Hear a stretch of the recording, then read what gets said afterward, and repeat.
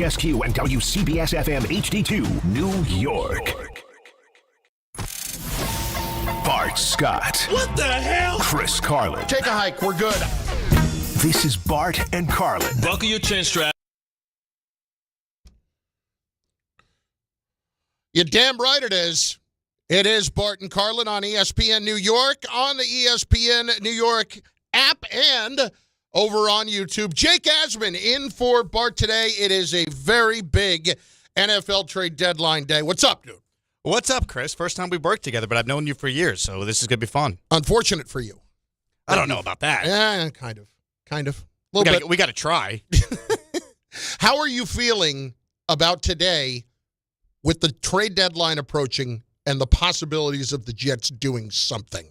I would be surprised if they did anything major, right? But it's the Jets, and they have a history, especially in the last year or so, of basically doing the opposite of a lot of things I'd wanted them to do. So I'm not ruling it out, but I personally would be surprised if they trade a known name like a Breece Hall or Quinnen Williams, Jermaine Johnson. Could they trade Allen Lazard for a bag of used footballs?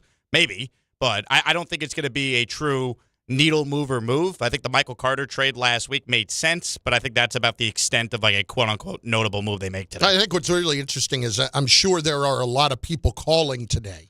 I definitely get the impression that there are pieces that the Jets have that people are very interested in. It's just how do they treat this deadline? And for me, Jake, let's open this up just on the both teams, but beginning with the Jets. I really have to have the mentality now of a team that was supposed to be a lot better than it has been. And it's been remarkably frustrating for that to be the case. So that I have to look at it from the standpoint of, am I actually evaluating my players correctly to know that this defense is just really underperforming as to what it's supposed to be? And if so, why? Is it the scheme or is it the players?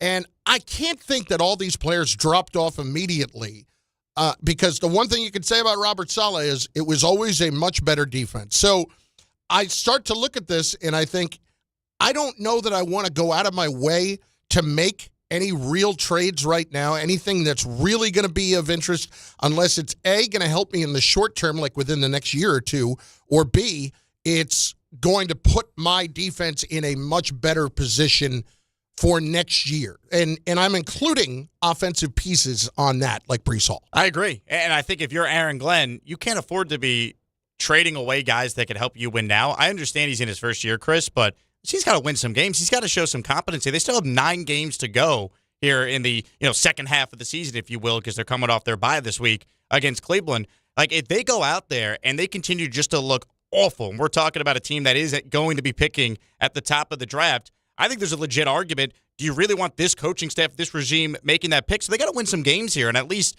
give you something if you're a fan. You're still in the one-and-done possibility. I am, because I don't think that if you're the Jets, you could say, oh, we beat the Bengals, whose defense might be the worst I've ever seen. All is okay. We're now going to turn it around. They got 9 games to go. Look at the records of the teams they're playing. There are a lot of winnable games there for them. If they finish with the worst record in football, the one-and-done talk is not going anywhere. Do I think they do it? Probably not, if I had to guess, but I mean, they got a nationally televised game coming up in about 10 days or so against New England. If we get another, Aaron Glenn London debacle that everyone's watching, I think it gets loud again very quickly. Or if they lose to the Browns on Sunday, who stink. The Jets need to win this game Sunday and show that, hey, the win over the Cincinnati was not just a random win. It actually maybe is the start of you showing some competency, especially coming out of the bye. Competency is the word. Competency is the word that you need to be able to rely on here for the coming weeks. But we had an interesting thought last week. We had Jason McCourty on, as we do every week. And the thought at the time is, are they just better off being in a much better position here draft-wise, or actually playing well down the stretch and finding themselves back closer to the bottom of the top 10 when you clearly are going to need to take a quarterback? And what I thought was really interesting is you always hear people talk about trying to do both. But in this case, he was speaking of the idea that they need to win games for the culture and for Aaron Glenn, because you can keep veterans around, but if all they're doing is losing, that is not what you want the veterans to be in a year or so when you might be ready to win. In other words, Quinnen Williams has known nothing but losing with the Jets. Is it really a good idea to keep Quinnen Williams here as part of the solution?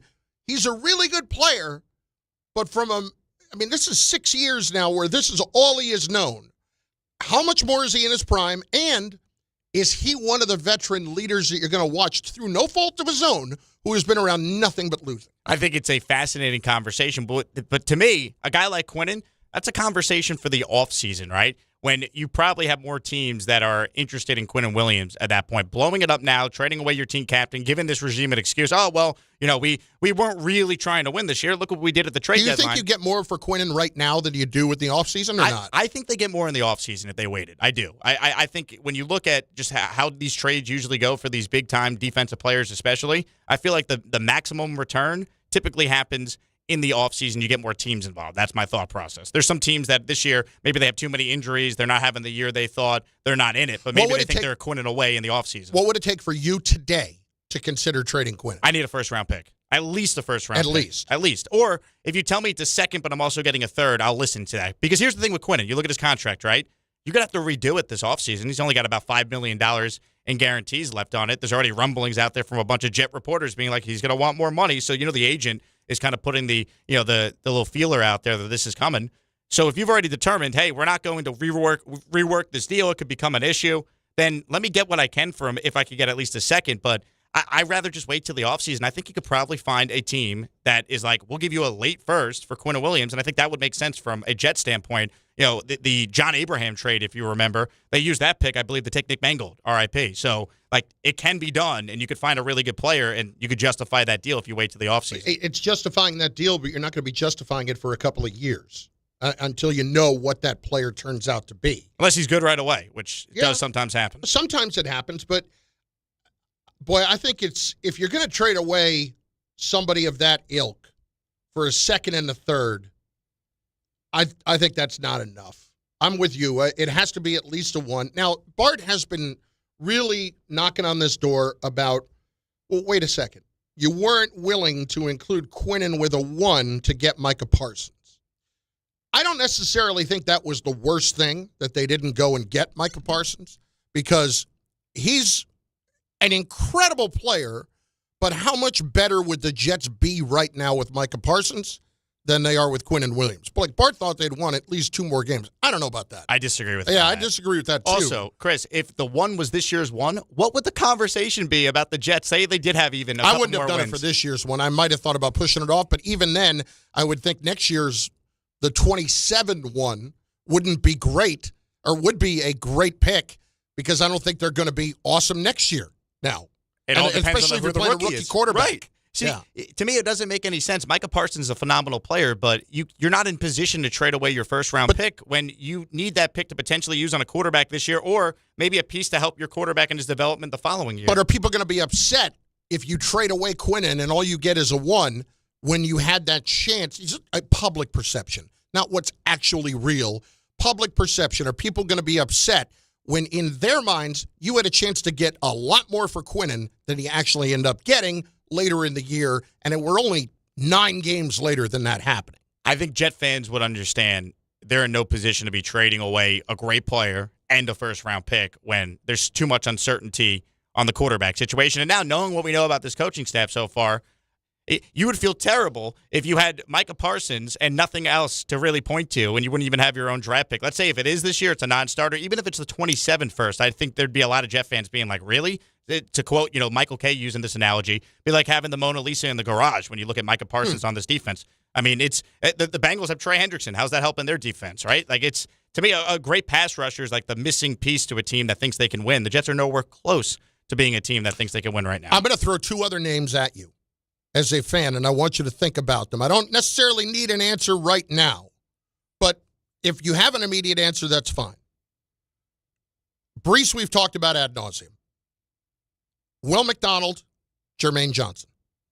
Are you trading either one of those 2 today? And if so, what does that look like? Jermaine, to me, absolutely not, because he is a leader. He is a guy that actually fits, I think, what Aaron Glenn wants. He does, But you know what? When he's out there, he's a difference maker. And let's see if he can make it through the rest of this year healthy. He's under contract for another year on the 5th-year option. I think he's made of the right stuff. They need guys that have that dog in them, right? That actually play with intensity that has just been missing from this team all year. I don't think it's a coincidence that the Jets, since he's returned, had 2 of their best defensive games when he was out there against Denver and when he was out there against Carolina. Now, the Bengals game, I mean, it was a disaster to the very end, but he made a big play even at the end of that game. Will McDonald, I would listen to. It depends on what the offer is, obviously, because to me, he's a one-trick pony at this point. They're afraid to play him against the run. He's a guy that last year had 10.5 sacks. This year, he has just 3 after Aaron Glenn was puffing his chest about how great the coaching is going to be to unlock Will McDonald. That hasn't happened. So if you could get a 2 for Will McDonald, who is under contract for next year, and then the following year they have the 5th-year option, I got to think about it because he hasn't made a huge impact this year, and I want extra draft capital in case I do maybe win too many games, and I got to move up to get the quarterback I want. Well, that's the thing. That's really what would catch my attention today. If I'm Darren Muji, I have to think a lot more about what April 2026 looks like. Right. And where am I going to be and what pick am I going to have? And frankly, there going to be someone at that top of the draft that I'm going to consider worthy of it. You will have a couple of quarterbacks that have played a good amount of football. And I think it's very clear now that when you look at who has had success early and who has had success later, the guys, and it just makes sense, the guys who have played a ton have had their success early. Bo Nix played a ton of football in college. Has had decent success through his first year and a half. We can go chapter and verse through other guys. But when you look at the guys who haven't panned out that well very early, Anthony Richardson obviously hurt a lot, but didn't play a ton in college. The guys, Zach Wilson, the guys who were one-year starters, either Sam Darnold, it develops later or it doesn't develop at all. So I'm going to be looking in that direction for the guys who have played a lot more. So what does that look like? Does that look like Fernando Mendoza? It might, and it may not light you on fire right now because he's not a name that you heard at the beginning of the year. But I'm really – the Jets, I find myself really fascinated by the position that they're in, not knowing right now the level of quarterback that is going to be available at the top of the draft. Because this was supposed to be the big one. This was supposed to be the draft that had a bunch of them, and it is turning out to be not that at all. Sometimes you just have to also just pick the right player, right? I mean, a year ago, we were having conversations about Jaxson Dart. He wasn't thought to be a first-round guy. Originally, there were people mocking him in the 3rd round. Then eventually, you get into the draft cycle, guys get hyped up, and you know what? The one thing you can give Brian Daboll credit for is that was his guy, and they made the move to get back into the later half of the first round and take him. So there's guys that always emerge. There'll be quarterbacks for the Jets, but the only way I'm like doing this quote-unquote fire sale or trading away some of these no names we discussed is if I think it's actually worthwhile to get a premium pick. I don't want to just give them away. This, to me, is not a total teardown. There's talent on this team, and the roster is not 1-7 caliber despite their record. I want to keep these guys together and see if they could show some real improvement in the second half, start winning, develop winning habits, all that, and then you figure out a way to get the quarterback. And that's what the offseason is going to be all about. But I want to feel better about this regime going into that offseason, that even if we pick the right quarterback, we're not going to screw that quarterback up like what happened with Sam Darnold. The Jets can even actually pick the right quarterback, but we don't know till years removed because they surrounded that player with the worst possible infrastructure from a coaching and roster standpoint. I don't want to make that mistake again. So I'm not just giving away Brees for nothing. I don't want to give away some of these key guys on defense for nothing either. It has to be a deal that I think is a worthwhile, you cannot say no, an offer you can't refuse. So from a Jet standpoint, what do you want to see right now as the deadline approaches today at 4 o'clock? Do you want the Jets to go ahead and trade away guys like Brees, guys like one of the, Jermaine Johnson or Will McDonald or Quinnen Williams, any of these guys, as you're thinking about being right for the draft next year? 800-919-3776. Also, if they want to get a quarterback at the top of the draft, what's that going to look like? This was Mel Kiper Jr. this morning on with DiPietro and Rothenberg about what the Jets will need to do if they want to get somebody like Fernando Mendoza. Yeah, I think you just say which one. And the thing that complicates this, guys, and I've been making this point for the last month and a half, is Ty Simpson. You had Joe Namath and Richard Todd, right? So you've gone to Alabama before for quarterbacks. Here's Ty Simpson, but Ty Simpson has 1 year. He's not even finished this year, so he's just in his first year as a starter. So is that going to be enough for Ty Simpson, whose father's the head coach at UT Martin? He's going to be obviously talking to Nick Saban about this because they've been close all through. About which should I do? Is another year necessary for me? That's the decision Ty Simpson has to make. And same thing for Dante Moore. This is a big game for him this week against Iowa because we know Mendoza is going to be in this draft. Problem for the Jets is Mendoza is going to go number one. So you got to be picking first to be getting Mendoza. And right now, when we look at the draft, New Orleans, do they feel Tyler Shuck, who's out there right now, is good enough? That was the guy handpicked by Kellen Moore to be their quarterback this year, right? Is he shown enough to go forward with him, or do they feel Mendoza is significantly better from a grade standpoint from what we had on Shuck to what we have with Mendoza? We just got to take the better quarterback and take Mendoza. See, this is the point. He's talking about guys, for instance, you look at Ty Simpson. He's somebody that has not played a ton before this year. Has played some, but very little. Of that group, who's played a lot? Mendoza. And he's saying, well, you better be number one to get Mendoza right now.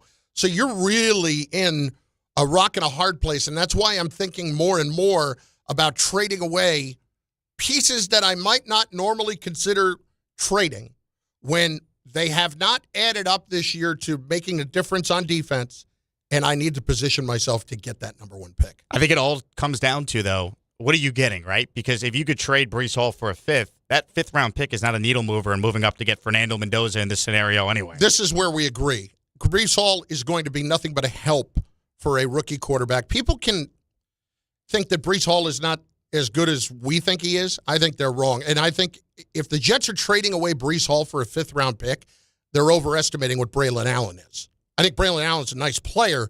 I think he'd be a nice compliment to Breece Hall. I think Isaiah Davis is okay. I think Isaiah Davis is better than Braylon Allen. I mean, anytime I've watched Isaiah Davis, whether it be at training camp or the green and white scrimmage this year, he's been their most impressive running back, and Breece was out there. I saw it in person. And it's interesting, right? Anytime you bring up the running backs, anyone associated with the Jets the last couple of years, either this staff or the previous staff, you bring up Braylon Allen. You know what they always say? Yeah, but how about Isaiah Davis, too? Like, they know he could play. And we even saw that against the Bengals. He had over 100 yards from scrimmage. I like Braylon Allen. I'm not trying to crap all over him, but I'm with you. Breece Hall is a good player. You want to keep him. I still think Breece is the best of the three. Agreed. And so, I don't even think it's close. Why would I trade that away for something that is a nominal pick? And I would even if the number is, let's say, you and I were kicking this around before. You looked it up. You think it's going to be around $16 million for the what do you call it, for the franchise tag for next year? I'd be okay with that when I'm not paying a quarterback, and that's going to play a role into that too. Flip to the Giants. I'm really I'm at a point now where I'm almost afraid to let Joe Schoen do anything, because I don't know, as much as they're in an unenviable position, I don't get where this scenario that is now coming up is, well, good chance maybe we keep Schoen and we move on from Daboll. What am I missing here? Why is it, does Joe Schoen get a pass on everything else just because of Jaxson Dart? And let's be real.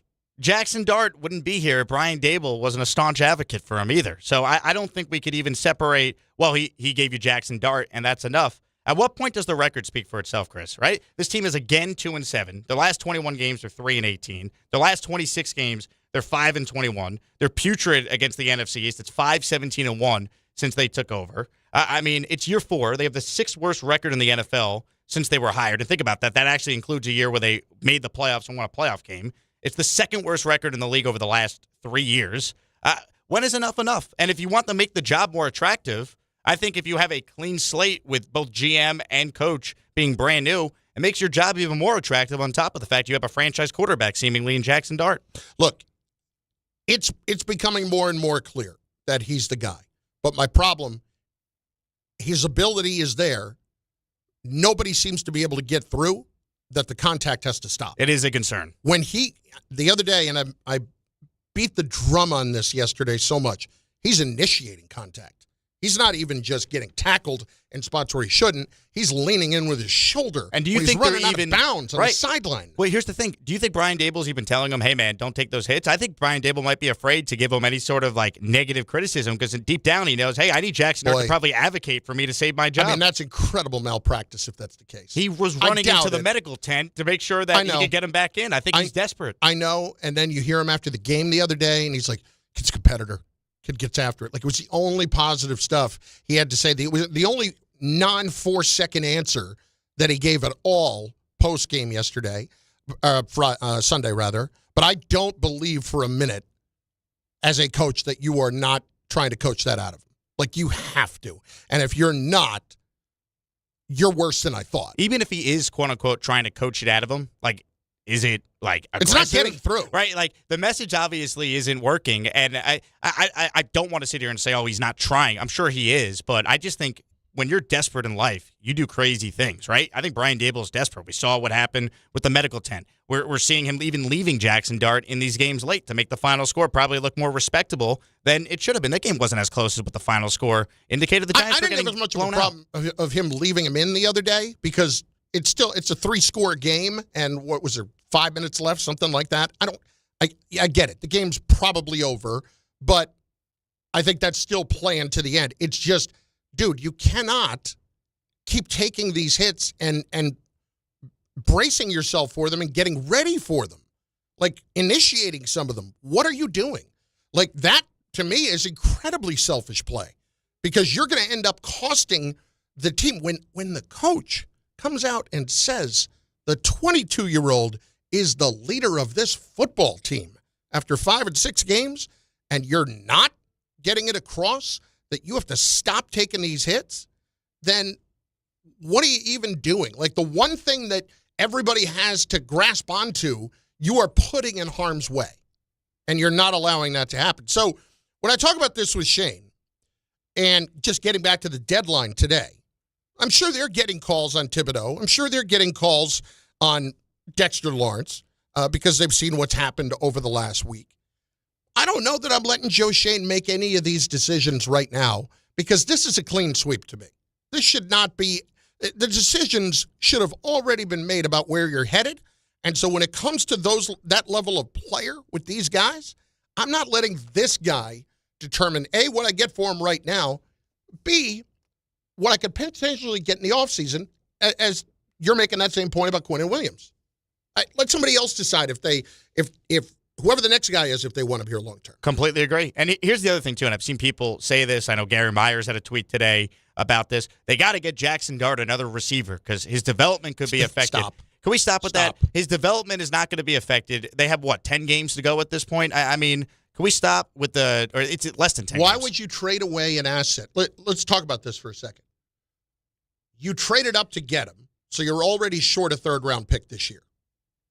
Why would you trade away another asset that might be for somebody like Rashid Shaheed or you want to talk about Olave? Maybe.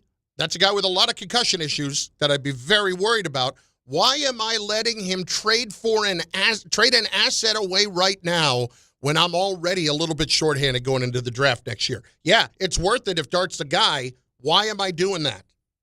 They should not be trading away future assets if the argument is, well, we want to help Jaxson Dart develop. I'm telling you, his development is not going to be stunted if he gets through the remaining games in the season without another legitimate pass catcher. You made your bed with this season. You went to Dart. It provided the spark, but you're still not winning. Doesn't that kind of tell you all you need to know about this roster not being good enough and this coaching staff not being good enough? I mean, how many chances do you get when you continue to start 2-7 every single year outside the first year, and it's been all downhill since? And that first year, let's be real, a lot of those quote-unquote players who were helping the Giants, they weren't Shane's players. Those were Dave Gettleman's players. Saquon, Daniel Jones were the two leaders on offense for that team. This Giants team, they have a quarterback. That's great, but that's not enough to save you if you once again are picking in the top 3, top 5 of the draft again. I mean, at what point is your record who you are? It should be right now, and I think there's every Giant fan out there that is just sick with the idea of, oh, you get rid of Daboll, but you keep Joe Schoen. Why? To me, they're a package deal. Like, you either keep them both, which would be a gross mistake, or you move on. And I think that's where we're headed right now. But, I mean, the Giants maybe feel differently in that building. I don't know. Trade deadlines to talk. 800-919-3776. 800-919-ESPN for both of these teams. What do you want to see before 4 o'clock today? We're going to get the very latest in moments. Dianna Russini, our old friend from The Athletic, is going to join us and give us what she is hearing as the deadline approaches in less than 6 hours. And your calls at 800-919-3776. Also on YouTube at ESPN New York on the YouTube page. Speaking of YouTube, our YouTube TV customers, of which I am one, get the sports that you love on ESPN back, including college football, college game day, Monday Night Football, NBA, college basketball, and more. Guess who couldn't watch Monday Night Football last night? Guess who spent about a half an hour trying to figure out how to get it and couldn't? Yeah. You should have texted me. I would have gave you my login. I appreciate that. That's nice. But, I'm even supposed to, because I'm an ESPN employee, we're supposed to get access to the app for free, and I was having some issues there. Bigger issue is this. YouTube TV keeps pulling this crap with all these sports channels, and I'm getting a little sick of it. Anyway, act now. Go to keepmynetworks.com to get ESPN back.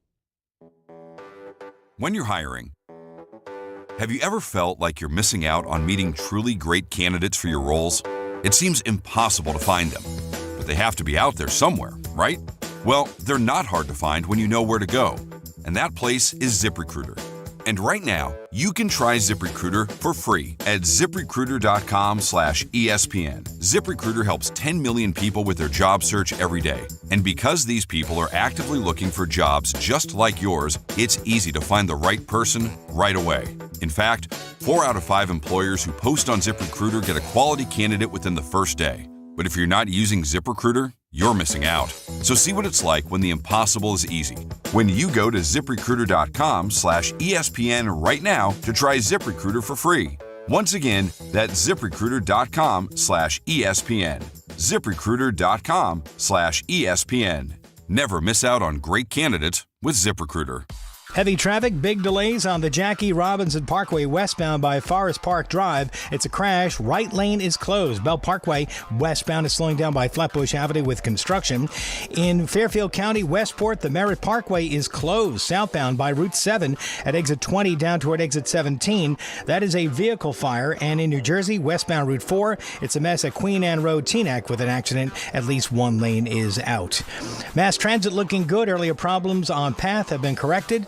I'm Bob Williams on 880 ESPN New York. All your favorite NBA players are back, and DraftKings Sportsbook, an official sports betting partner of the NBA, is the place to bet on NBA stars this season. With more markets open for more of the game, DraftKings, the #1 sportsbook for live betting, is live when others aren't. New customers, bet just $5 and get 3 months of NBA League Pass. Plus, score $300 if your bet wins, paid in bonus bets. Download the DraftKings Sportsbook app and use code WHSQ.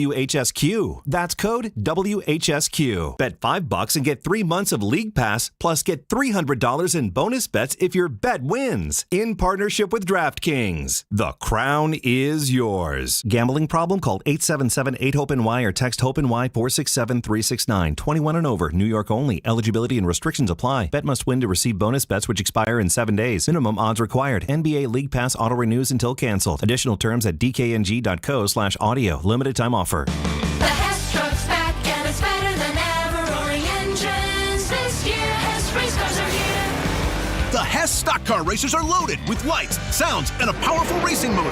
Only at HessToyTruck.com. Free shipping and batteries included. At City Harvest, we believe no New Yorker has to go hungry. With your help, we're on the road 365 days a year, rescuing over 77 million pounds of nutritious food and delivering it free to millions of New Yorkers, transforming surplus food into sustenance, sustainability, and smiles, rallying thousands of New Yorkers to power a network of nourishment across our city. One day, one meal, and one New Yorker at a time. That's how we feed good. Donate at cityharvest.org. For over 100 years, Slomin's has been your trusted partner in comfort. When it comes to home heating oil, we deliver more than just quality fuel. We deliver peace of mind. With price protection, automatic deliveries, 24/7 service, and up to 30 days to pay your invoice. Our dedicated team is just a call away, ensuring you stay warm and comfortable all winter long. Slomin's, New York and New Jersey's largest heating oil provider. proudly serving our community for generations. Give us a call today at 866-GET-HEAT or visit oil.slomans.com. Hey, it's Alan Hahn. Let me tell you about my friends at Bath Fitter. They remodeled the bath by my pool. They converted a tub into a shower. The result is amazing. Bath Fitter offers all types of custom bath renovations, including their unique PermaFit solution for a watertight fit. It's done in one day, easy to clean, and durable with no demo or mess, and it costs less than a standard replacement. Plus, a lifetime guarantee. Right now, you get no money down, no payments or interest until 2027. So start designing your bath today at bathfitter.com. There's only one Bath Fitter.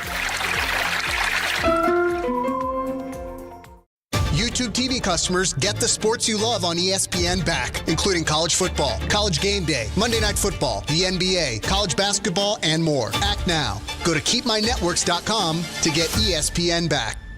A Progressive Home and Auto Bundle can protect you round the clock, but we can't protect you from those painful moments in sports. I can't believe we blew a 5-touchdown lead. Sure, but you got to feel like they were going to win for almost the entire game. But I was about to buy playoff tickets. So you were prepared for a good time. That's pretty nice. It's the worst loss any team has ever had. And you got to witness history. Okay, we're done here. Well, at least your home and auto are protected with a bundle from Progressive. Progressive Casualty Insurance Company affiliates and other insurers. Not available in all states or situations. Harry Douglas here. Look, being a man doesn't mean skipping self-care. Manscaped makes it easy to feel confident, clean, and ready for anything. Whether you're at work, hitting the gym, traveling for business, or heading for a night out. The Lawnmower Trimmer gives you precision, the Beard Hedger keeps your look tight, and their grooming essentials smell incredible. Manscaped's tools are built to perform, helping you stay sharp, smooth, and feeling your best every single day. Because real confidence starts with a clean cut and the right gear. Get all the Manscaped products you need right now at your local Target. The shirt's wrinkled. I mean, I left the house this morning. I used a steamer, and the shirt is already wrinkled. It's a disaster. It's not even like a fancy shirt. It's Bart Carlin, ESPN New York, and on the ESPN New York app. She is the great Dianna Russini, who joins us on a trade deadline day. Just, first of all, like I bought one of those travel steamers, and like this is already a racket. So I just want to get your take on that to begin with, because I'm sure that you have one of these things. Are we living the same life right now? I just experienced that this weekend. We traveled to Philadelphia for Saquon Barkley's charity event, and my husband had his tuxedo, and I had my dress hanging in the car. So we brought the steamer with us, and it didn't do anything. Not a damn thing. It was a hunk of junk, and I don't know what the answer is. And my suggested I just put it in the shower, like hang it and use the steam shower that way to get all the wrinkles. But I actually felt terrible because I didn't do the job of taking care of my husband's tux. It's like the least I could do. And so he had like wrinkly arms and stuff. And in all the photos we took, I was like, hey, go on an angle. I don't want people judging the fact that, that you look like a mess. I so missed this.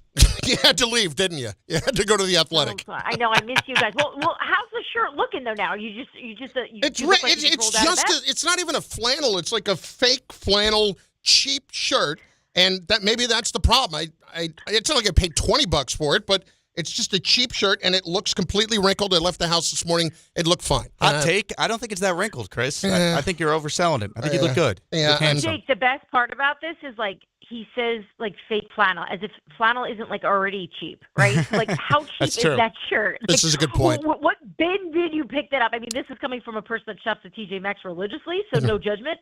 But yeah, maybe we got to invest a little. That's a fair point. It's fair. Speaking of investing, by the way, now our Instagram feeds are going to be filled with men's shirts now. No kidding. Because I'm talking about it on my phone. So thank you so much for that. Yeah, and I'm the sucker that always buys the stuff off the Instagram thing too. I am absolutely that. $97 for shipping. Let's see what I don't know what's on the Jets algorithm today. Coming up to 4:00. What are you hearing right now on the Jets? The possibilities and what's realistic and what's not.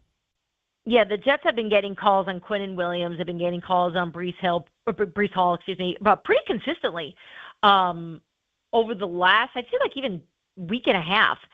Teams just trying to figure out, do they really want to make these trades? And I feel like I've been getting one day a general manager from another team will say, hey, I think they're going to move him. And then the next day they'll say they're asking for ridiculous prices. No one's going to do business with them.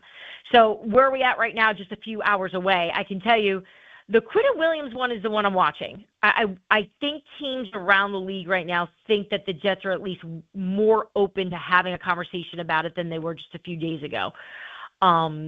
So I think if there's going to be any movement, I could see that one being it. As for Brees, this is an interesting one to me because my pushback on the Jets to this was you didn't pick up his fifth-year option. You haven't extended him. To me, all signs point to you probably don't want to keep him around. So why don't you make a move now? And I think some teams have shared with me that I think the Jets could maybe tag him. I don't think they would. That's ridiculous to me. It seems stupid for them to do that. But I don't think that he's a player that they're really trying to aggressively move right now. Dianna, in terms of Brees, have they had any conversations, though, about an extension, right? Because as a second-round pick, they obviously couldn't even use the fifth-year option if they wanted to. But, he's a guy that, regardless who the quarterback is next year, you'd think he'd be able to help that quarterback, especially if it's a rookie. Have they had any conversation whatsoever about what it would even take to try and keep him here beyond just the season? Yeah, from my understanding, no, which is why this has been a little bit of a scenario that everyone's watching because other teams know that as well. And they're sort of seeing what they think is the writing on the wall of like, well, if you're not going to have these serious conversations about an extension, then let's do it. Let's make a move here. Same thing with like Chris Olave, for example, in New Orleans. He's a really popular name in terms of teams' interest in him. But New Orleans is telling them no. And Olave's camp will tell you, well, great, we're talking about a deal, but it's not even close to what we want yet. At least they're moving on it. I don't get the sense that New York is been aggressive with Brees and his camp in trying to get a deal done at this moment. So, obviously still a few hours here. And look, prices change. Trey Hendrickson's a great example. A couple teams poking around on that yesterday were telling me that Cincinnati's still asking for a first rounder for him, which I think is a pretty high price for, a rental essentially. So we'll see if they come down. I know a few GMs are expecting Cincinnati to change that number today in hopes that they can land them. And I think Trey's waiting too. You guys have seen what's going on there in Cincinnati. Things are not great, especially on the defensive side of the ball, Absolutely. I mean, it hasn't been pretty at all. Dianna Russini, senior NFL insider for The Athletic with us.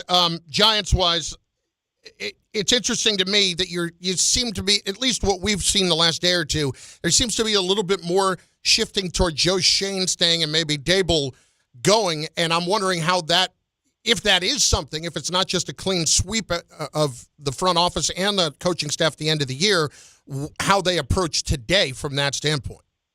Yeah, from having conversations with people with the Giants organization, they will tell you that they're not even having those conversations yet, that they're not discussing we're firing this one, we're firing that one. I understand I don't know if it's rumors or reports. I'm not sure if anyone went in hard on Joe Schoen staying. But I'd heard that too, that Joe is really well liked and respected by ownership. But so is Brian. So some of these are really hard to gauge right now because while we want to say this is what they're going to do, I don't believe ownership has made a decision.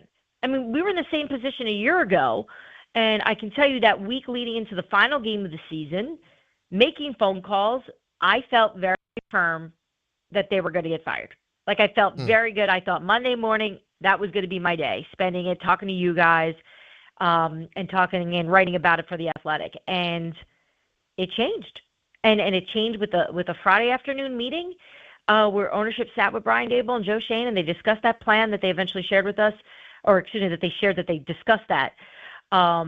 So you just don't know. So I'm sorry I don't have an answer. They just haven't made a decision from what I understand. Dianna, in terms of Jaxson Dart, right, there's a big debate amongst even Giants fans who gets credit for the draft pick, his development. Some will say, hey, Brian Daboll, he wanted him. He's coached him up. He made the move to obviously go to him after they benched Russell Wilson. And then there's others who will say, well, the GM gets credit for it because he orchestrated the trade. Do you think it could come down to just how John Mara feels about who's responsible for Dart, whether or not that's justifiable for keeping one or the other or even both? Yeah, I think owners always go back to this philosophy, and you're seeing it in Miami right now. Are we gonna see improvement, right? Like, are we seeing this work? I don't think it's necessarily about the credit of like, Brian, you nailed this, so you're safe.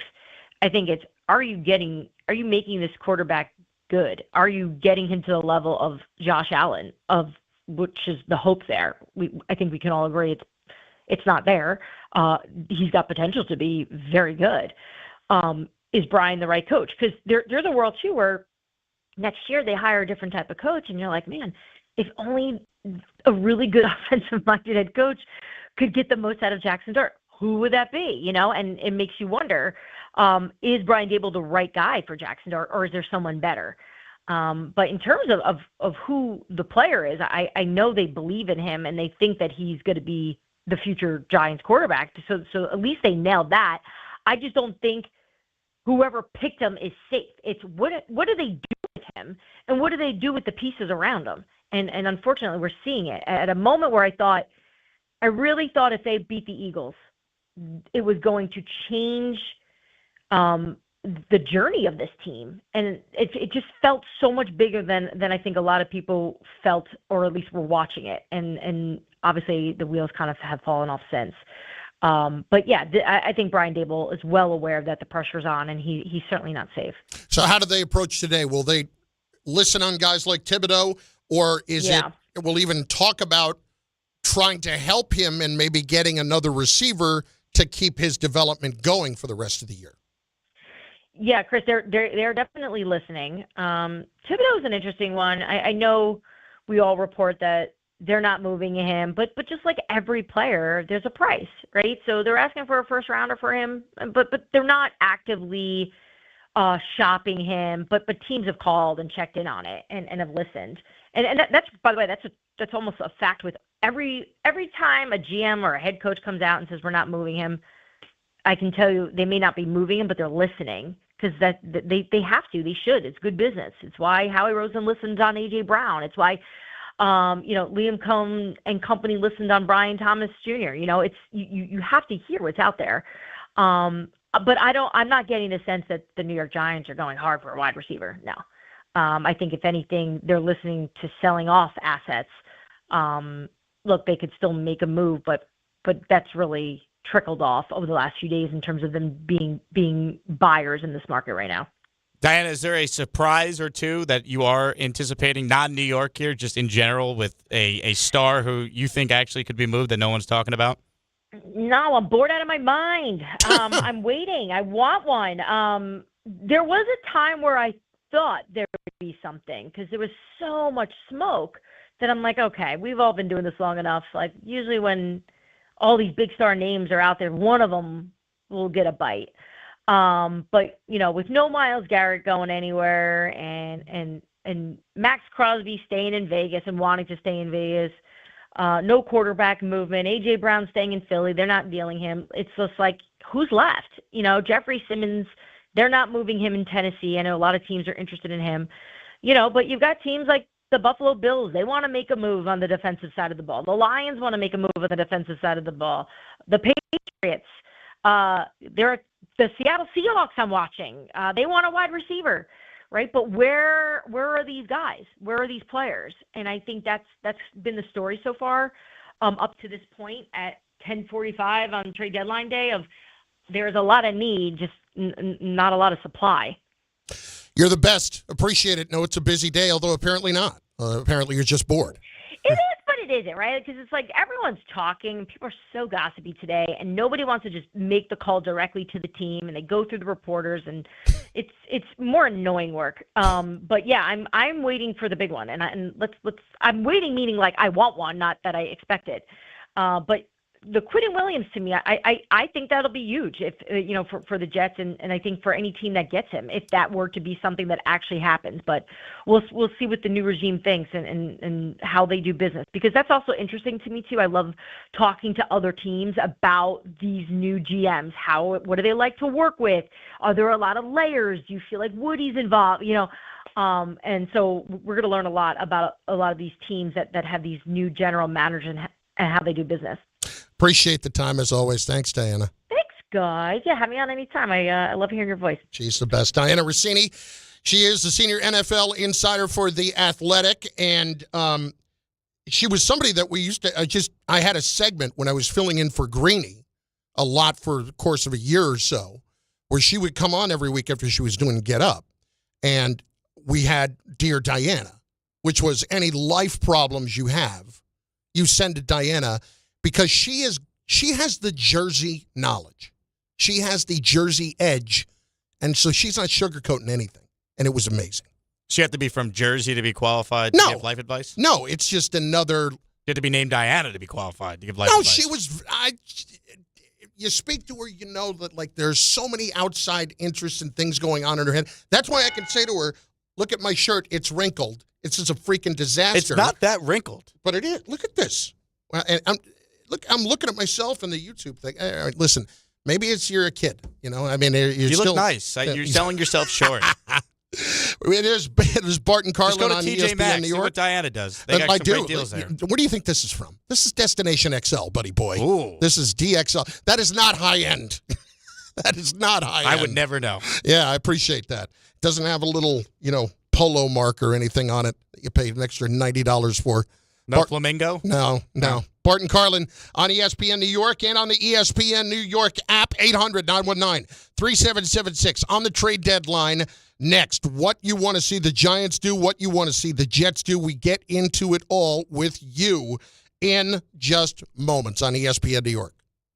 Friends, it's football season, the best time of the year. You should be out there tailgating, cheering on your team, and enjoying every Sunday. But if you're dealing with neck pain, back pain, sciatica, or nerve pain, even getting off the couch can feel like a challenge. You don't have to live like that. There's help. Dr. Jay Shaw at Sandwell Pain is New Jersey's top pain specialist. He's Ivy League trained, double board certified, and is dedicated to helping you get back in the game. Here's what makes the difference. No surgery, no scars, no long recovery, no pain medication. Just precise, non-surgical image-guided procedures that deliver real results. Dr. Shaw treats neck pain, back pain, joint pain, migraines, nerve pain, and sciatica with a plan that's customized for you. Same-day and next-day appointments are available, and with offices in Woodbridge, Livingston, and Inglewood, relief is always close. So don't let pain keep you on the sidelines this season. Visit SandwellPain.com to call, text, or book online. Most major insurances are accepted. That's SandwellPain.com. Relief is closer than you think, and it starts today. Every 40 seconds, a child is reported missing. That's 2,000 children every single day. It's a heart-wrenching reality that we can no longer ignore.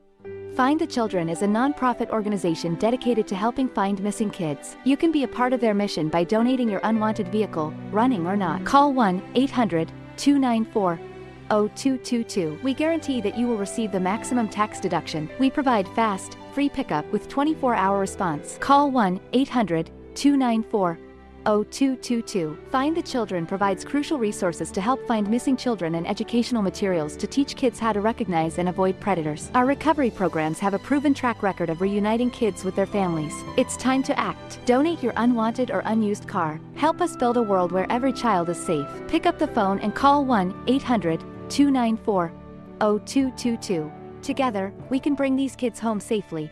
This advertisement was paid for in partnership with Cars R Us and Find the Children. Hey, bro, weirdest thing is happening at the game. This guy sitting next to me says, "You're our good luck charm." Every time I crack a Bud Light, we score a touchdown. Now his entire family wants to buy me Bud Lights. I think I'm some kind of a football prophet. Talk soon. The team needs me. Anything for Bud Light, the official beer sponsor of the NFL. Stock up today. Enjoy responsibly. Copyright 2025 Anheuser-Busch Bud Light Beer, St. Louis, Missouri. At Uline, they know firsthand the road to success is an uphill climb. Uline started in the family basement and through hard work is now North America's most trusted shipping and industrial supplier. They get what it means to have the support of reliable, hardworking partners. So they keep 41,000 items ready to ship. Whether your company is still in a basement office or expanding cross-country, Uline will be there on your road to success. Visit uline.com. Hey, let me ask you something. Would you seat your 3-year-old child on a windowsill? Would you seat them beside a lit fireplace or by the deep end of a pool? One last question. Would you seat your child in a car seat that's not correct for them? Car crashes are a leading killer of children ages 1 to 13. Secure their future. Seat them in the correct car seat. For more information, visit safercar.gov/the right seat. Sponsored by the New York State Governor's Traffic Safety Committee. This is the story of the one. As a custodial supervisor at a high school, he knows that during cold and flu season, germs spread fast. It's why he partners with Grainger to stay fully stocked on the products and supplies he needs, from tissues to disinfectants to floor scrubbers. All so that he can help students, staff, and teachers stay healthy and focused. Call 1-800-GRAINGER, click Grainger.com, or just stop by. Grainger, for the ones who get it done. Your fantasy roster is set, the smack talk is heating up, and this season ESPN Bet is giving you more ways to ride with your squad. Introducing the ESPN Bet Fan Center, where you can instantly link and bet on your fantasy teams right in the ESPN Bet app. An enhanced sports betting experience only from ESPN Bet, the sportsbook for sports fans. Make the connection today with ESPN Bet Fan Center and the ESPN Fantasy app. ESPN Bet Sportsbook, download the app today. Must be 21 plus. Gambling problem? Call 1-800-GAMBLER. Terms and conditions apply. See app for details. Actual price will depend on product and subscription plan. Featured products are compounded drug products, which the FDA does not approve or verify for safety, effectiveness, or quality. Prescription products require an online consultation with a healthcare provider who will determine if appropriate. See website for details, restrictions, and important safety information. Want a boost in and out of the bedroom? Hims has you covered. Introducing a new 2-in-1 approach to level up your game. Tadalafil for better bedroom performance and zinc for testosterone support. Put it all together and you've got what you need to turn things all the way up. Getting started is simple. Just go to hims.com/joy to start your free online visit. Through Hims, you can access ED treatments including pills, chews, and more. 100% online.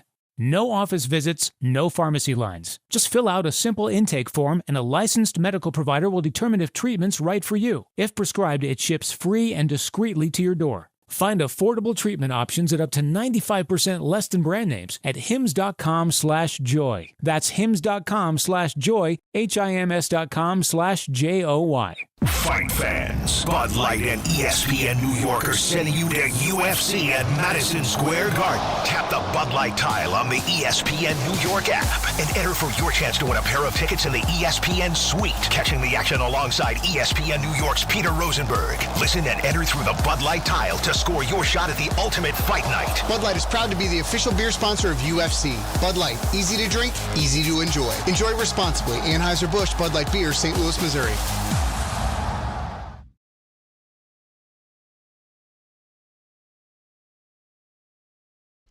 Bart Carlin, ESPN New York, and on the ESPN New York app. Do not forget, ESPN New York is giving you a chance to experience UFC 322 at Madison Square Garden November 15th. One grand prize winner and a guest is going to score tickets to the ESPN New York Suite, hosted by Peter Rosenberg. And I do mean hosted, because he will be carrying around trays of hors d'oeuvres.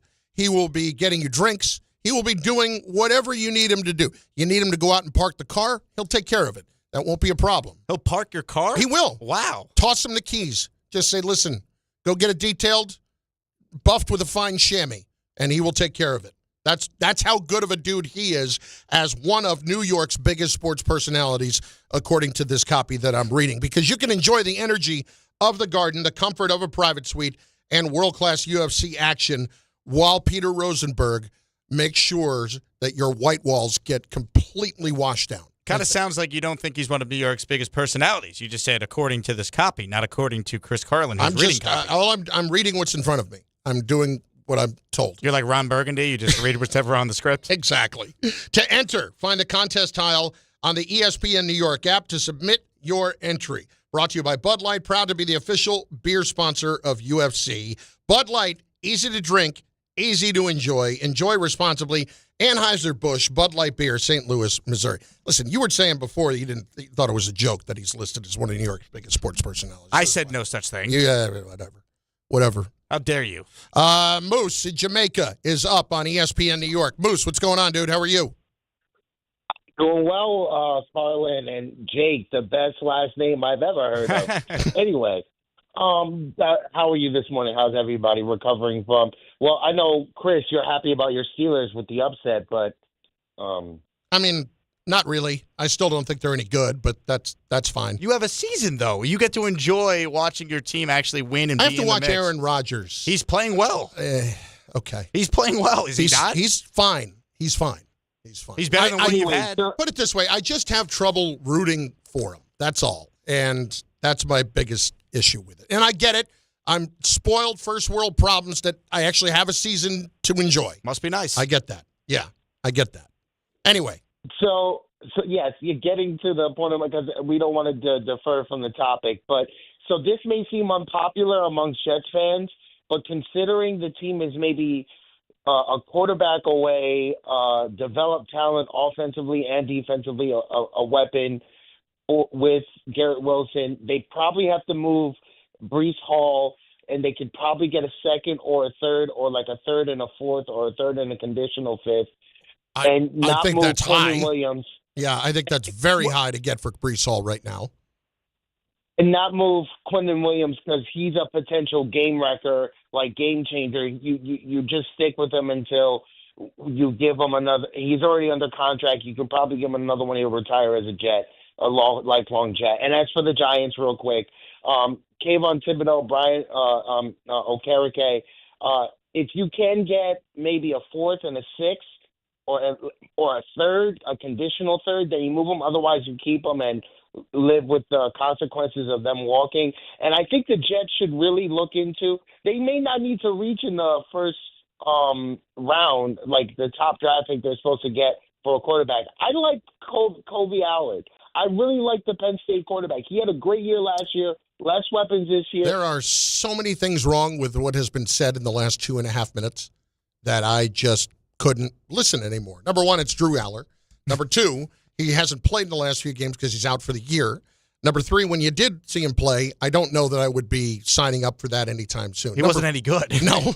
Number four, I don't think it's going to be a sixth-round pick for Kayvon Thibodeau or even a fourth-round pick. It'll do a little better than that. I'd hope so. He's under contract for another year. And number five, you're not getting a second-round pick and more for Breece Hall. If they could, though, I would say, I love you, Breece, but we'll see you later. Yeah. Like to me, there's a debate if you're even going to be able to get a fourth right now for Breece. Like a third, I would have to consider, because at least a third, you could argue you're getting a starter that is here for several more years. But even then, I think it's a debate. I'm not just giving Breece Hall away. I want him here because I think he could help your rookie quarterback next year. Remember when the Jets got off to that unbelievable start in 2022 without Zach Wilson completing many passes? They were 6-3 that season, and Breece Hall, before he tore his ACL, was going to run away with Offensive Rookie of the Year. Like, that's the type of player he could be for a young quarterback if you actually use him properly.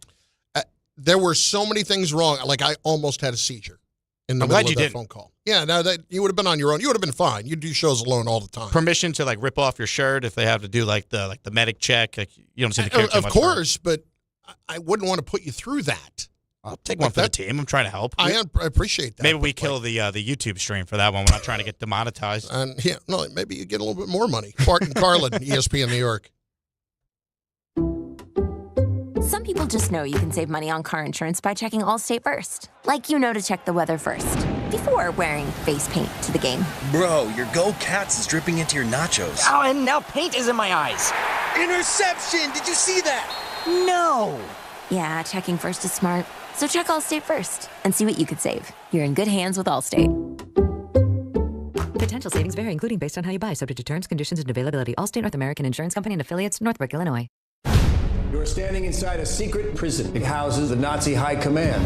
I'm going to put Hermann Goering on trial. Sony Pictures Classics presents Nuremberg, starring Academy Award winner Russell Crowe, Academy Award winner Rami Malek, and Academy Award nominee Michael Shannon. Do you plead guilty or not guilty? Schuldig. Order! Nuremberg opens only in theaters everywhere November 7th. If you've been injured in an accident that wasn't your fault, then you need a lawyer who knows New York's unique personal injury and workers' compensation laws. At the Parisman Firm, they have decades of experience handling all types of accident cases and a proven track record of delivering huge results. Their team has already recovered nearly $1 billion for injured New Yorkers. From construction to car accidents and slips and falls, they've got you covered. Call the Parisman Firm now at 718-WORKERS, where your case is their cause. Get the justice you deserve today. to help those who want to be helped but may not be able to afford it. That's what PGA Tour winner Grayson Murray had envisioned for a foundation before he sadly took his own life at just 30 years old. His parents channeled their grief into creating the Grayson Murray Foundation, carrying out his vision to help those struggling with mental health and addiction. To donate and learn more, visit GraysonMurrayFoundation.com. 880 ESPN, WHSQ, and WCBS-FM HD2, New York. A Good Karma Brands radio station. Serving contractors, builders, and homeowners in the tri-state area since 1987, Brooklyn Window & Door is New York City's largest stocking dealer of quality Andersen window and doors. The professionals at Brooklyn Window & Door will help solve any of your window replacement needs or applications. Visit Brooklyn Window & Door's award-winning showroom to see the complete Andersen product line, including the 400, 100, A&E series. Andersen, built, backed, and serviced like no other window. Visit Brooklyn Window & Door at 185 30th Street in Brooklyn or call 718-WINDOWS. Every aspect of your business will operate better and faster with artificial intelligence. AI is a race, and companies that act first will win. Thrive Managed AI is your advantage over all your competitors. Thrive partners with you on a smart, secure AI strategy for your business. Then they deploy and manage it for you. Be first and win the race with Thrive Managed AI. Start with a complimentary strategy consultation at thrivenextgen.com/ESPN. That's thrivenextgen.com/ESPN. Michelle Smallman here for Gainbridge and their Give Back program, Gainbridge Assist, powered by Parity.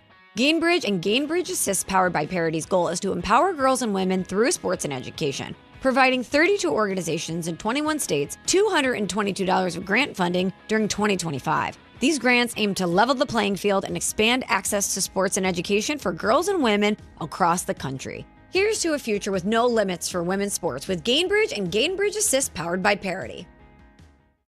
Every great team has its core players, but when the season gets tough, adding the right free agent can make all the difference. The same goes for business. At Robert Half, we found that 67% of companies surveyed plan to increase their use of contract talent to handle workload peaks and backlogged projects. With Robert Half's specialized recruiters experience, combined with our award-winning AI, you can quickly find the skilled candidates you want. At Robert Half, we know talent. Discover how we can help at roberthalf.com/talent.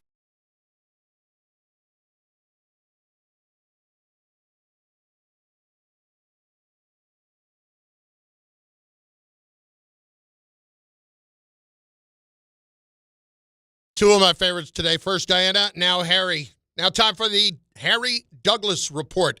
It is presented by Amazon Pickup. You know him, ESPN NFL analyst. You know him, Freddie and Harry, weekdays 3 to 7 p.m. The other day, I'm in the car, and I'm listening to you on the Raiders game with Roxy Bernstein in Las Vegas against Jacksonville, which was just a weird and bizarre game. How are you, my friend? I'm doing well. A crazy game, Carlin. Like, it started off, not much action in the first, and I would say even the second quarter. But right before halftime, you have Cam Little with that 68-yard field goal, which is now an NFL record. Unbelievable. We know he hit a 70-yarder in preseason, but we all know that doesn't count. And the part I laughed about is after the ball game, Jacksonville, they get back home. There's a drug test on his locker. And you pretty much could assure that the NFL was going to drug test Cam Little. I call him Cam Big now with that strong leg after he hit a NFL record 68-yard field goal. Harry, let's just start here. We'll get to some of the trade stuff in a bit.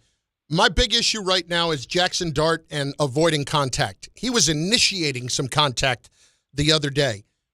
Is the only way to get this out of a young quarterback that he actually has to take the big hit to really drill the point home? Because it seems like if they're telling him, he's not listening. Because there were times he's running out of bounds today and leaning in with his shoulder as he is running out of bounds, and it drives you nuts. Well, it's one of the things where you keep reiterating it to him if you're quarterback coach, OC, and also the head coach, Brian Daboll. And I think you give them examples, right? You give examples of the last 20, 25 years of quarterbacks who didn't, I would say make the most wise or best decisions to slide and get out of bounds and not take that contact. and you look at today and how they're faring up and how they're doing, you might have to give them some examples in that capacity. Also, you might have to on the low end of things. Hey, Jaxson, if you don't, get out of bounds and not absorb this contact, I'm going to fine you on the sly. I'm gonna hit you with a little fine here and there because my best interest is to make sure that you're healthy, you're available. This team, we have no chance whatsoever if you're not available to us. And you look around the league and you see other quarterbacks. You look at Joe Burrow and the Cincinnati Bengals. He's not available for them. You look at Jaden Daniels. He's not available to the Washington Commanders. And you tell them, hey, these organizations don't have a chance because they're superstar quarterbacks. They aren't available. So we need you to be healthy and to be out there in the field making plays. We want you to be smarter. We're not saying don't run. And if you're in a situation where it's 3rd and 6 or 4th and 1 and you got to pick up the first down, that's a different ballgame. But if you have an opportunity to slide or get out of bounds, you have to do that as a young player. You're full of energy. You're excited. I've been there, man. Trust me, I've been there. And, you think nothing can happen to you. You're invincible. It's not the case. Like, you have to protect yourself in this league because it's about longevity. Harry, do you think it's a bit of a concern that Brian Daboll, after the game on Sunday, referred to Jaxson Dart as like the clear leader of the team? Like, I get it, he's the quarterback, but he started 6 career games. Is that an indictment on the rest of the, quote, leaders in that Giants locker room? No, because when I was a rookie in 2008, Matt Ryan was one of the leaders on our team, and he was a rookie quarterback as well. So it's I don't think leadership has a age limit, right? It's about the guy that can get the job done, who can galvanize everyone in that locker room, not only do it vocally, but can also do it with his play out there on the football field. And Jaxson Dart has showed us time and time again that he can be a leader of the Giants organization. So I don't think it's an indictment on that locker room. I think it's an indictment in a positive way on Jaxson Dart, how he's come in, not even starting the year as a starting quarterback, but can also, grasp the offense and grab people and have them be better in that capacity and have a sense of hope that they can get certain things done. Harry Douglas with us, ESPN NFL analyst, Freddie and Harry, every day on ESPN Radio from 3 to 7 p.m. If you're the Giants right now and you're looking at Daboll and you're looking at Schoen and you're looking at the future, what are you seeing? Are you sticking with the coach just based on what you're seeing from the quarterback? Well, up until this point right now, 9 games in, I'm not going to say I've been, jumping over hurdles and jumping for joy at a 2-7 record, but, the progression of Jaxson Dart as a quarterback and how we've seen this fight, and it's unfortunate that Cam Scatterboot went down, but, seeing that young player bring energy to this organization and what he's going to mean to the Giants moving forward as well. If you're Joe Schoen, or I should say if you're John Mara, you like what you're seeing right now. Now, you don't like the comeback win by the Denver Broncos, losing that ball game. But at the same time, right now, I would have Brian Daboll as my head coach. Now, if things spiral downward the rest of the season, that's a different story. Harry, as far as the trade deadline today goes, are you expecting a big trade or two to occur? It kind of sounds like it's quiet on some of the big names. Doesn't feel like we're going to get it, but have you heard differently? And if so, is there a name or two that you could share? No, there's a possibility, especially with Miami, and, they're not going to be any players this season. They haven't lived up to their hype. They've already traded Jalen Phillips to the Philadelphia Eagles, and Howie Roseman, we know he does a great job of trying to better his team at any time he can. But, don't be surprised that Bradley Chubb is no longer in a Miami Dolphins uniform. Trey Hendrickson, the Cincinnati Bengals, with them losing again this weekend to the Chicago Bears, that defense has been atrocious the last 2 years. I wouldn't be surprised if Trey Hendrickson and Bradley Chubb, 2 pass rushers, are guys that are moved. Last one for me, Harry. And I asked this question yesterday to Damian Woody. I'm interested in your answer. There are 3 teams right now in the AFC who are 7-2. New England, Denver, Indianapolis. Who's legit? Legit. I'm going to say Denver and Indy. The reason why I'm not going to put New England in legit, they're a good football team, and they have an opportunity to win the AFC East still. But I'm concerned about how many sacks Drake May has taken. Like, that's one of the things that concerns me, because as great as Drake May has been in this offense, they have not protected him well. And when you play a ferocious pass rush like we know the AFC actually has, then that can be very, very concerning. I look at a team like the Denver Broncos. If New England are matched up with Denver may have 10 or 11 sacks in that ball game based on how, New England inability to protect the quarterback, Drake May. But I do like what I'm seeing from New England, and they're ahead of schedule, man. They have their quarterback, and once you figure out you got that guy, this is like the thing now. Once you figure out you have your franchise quarterback, the next thing you got to do is figure out how you can protect that guy. And Cincinnati have struggled with it. The Washington Commanders, they're struggling with it right now. And Drake May, he's been sacked, I want to say first or second most in the NFL right now currently. I know it was second going into this weekend. He took a few sacks from the Atlanta Falcons, so I don't know if that put him in first. But you got to find a way to protect this young quarterback to make sure that he's available to everyone. Harry, a bunch of NFC teams, the best teams all have 6 wins. In your opinion, who's the best team in the conference? I'm going with the Los Angeles Rams. And Matthew Stafford is a guy that's playing at an MVP level. I believe it's 21 touchdowns, just 2 interceptions. But, the rapport, I should say, the chemistry that he has with Devontae Adams, they can run the football. But that defensive line, they have the ability to really disrupt and wreck anything that you have on your offensive game plan if you're the opposing team. And Sean McVay, I think Sean McVay is the second best coach in the NFL, only behind Andy Reid. So I believe the Los Angeles Rams will have the number 1 seed. I said that before the season even started, and I'm saying it right now. I believe the Los Angeles Rams will have the number 1 seed when it's playoff time. Harry, you're the best. Appreciate it, brother. By the way, I just looked it up. So May now is at number 2 with 34. Cam Ward is at number 1 with 38. But he's right there. Yep. Mm-hmm. There you go. And it's crazy because they have a 7-2 record. They're a good football team, but you have to protect your quarterback because that can come back to haunt you in a very meaningful ball game. Harry, appreciate it, brother. Thank you. No, thank you, fellas. All right, Harry Douglas in his weekly spot, presented by Amazon Pickup. Amazon Pickup is a convenient and secure way to collect your Amazon packages from locations near you. See, this is bizarre, to that point. And I knew about Cam Ward. I did the Titans-Colts game last week. The Drake May one I didn't know. If you had to guess, top 5 most sacked quarterbacks. So Ward 1, May 2, who were the next 3? C.J. Stroud on there? He's not. Really?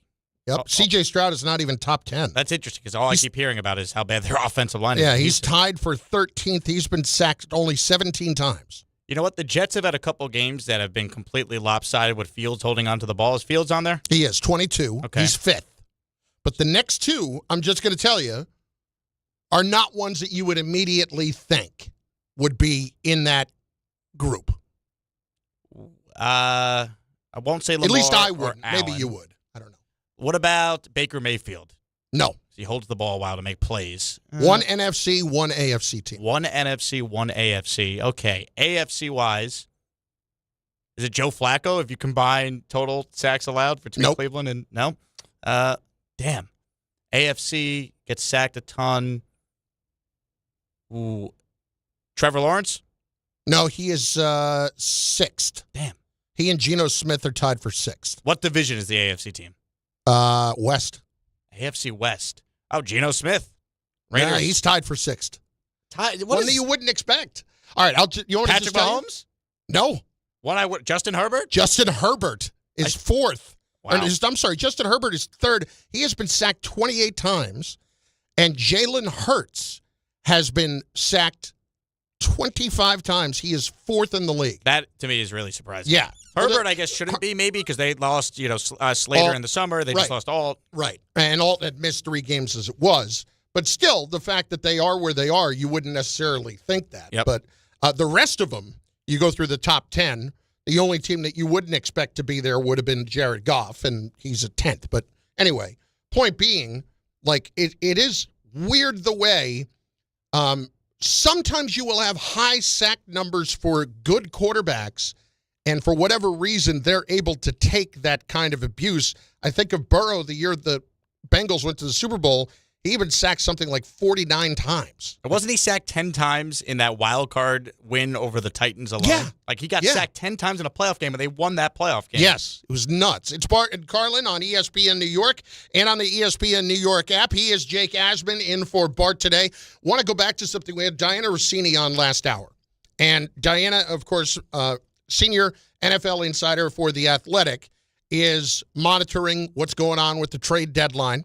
And when we asked her about the Jets and what the possibilities were, she threw out a pretty big name that she would not be shocked to get moved today. I can tell you, the Quinnen Williams one is the one I'm watching. I think teams around the league right now think that the Jets are at least more open to having a conversation about it than they were just a few days ago. So I think if there's going to be any movement, I could see that one being it.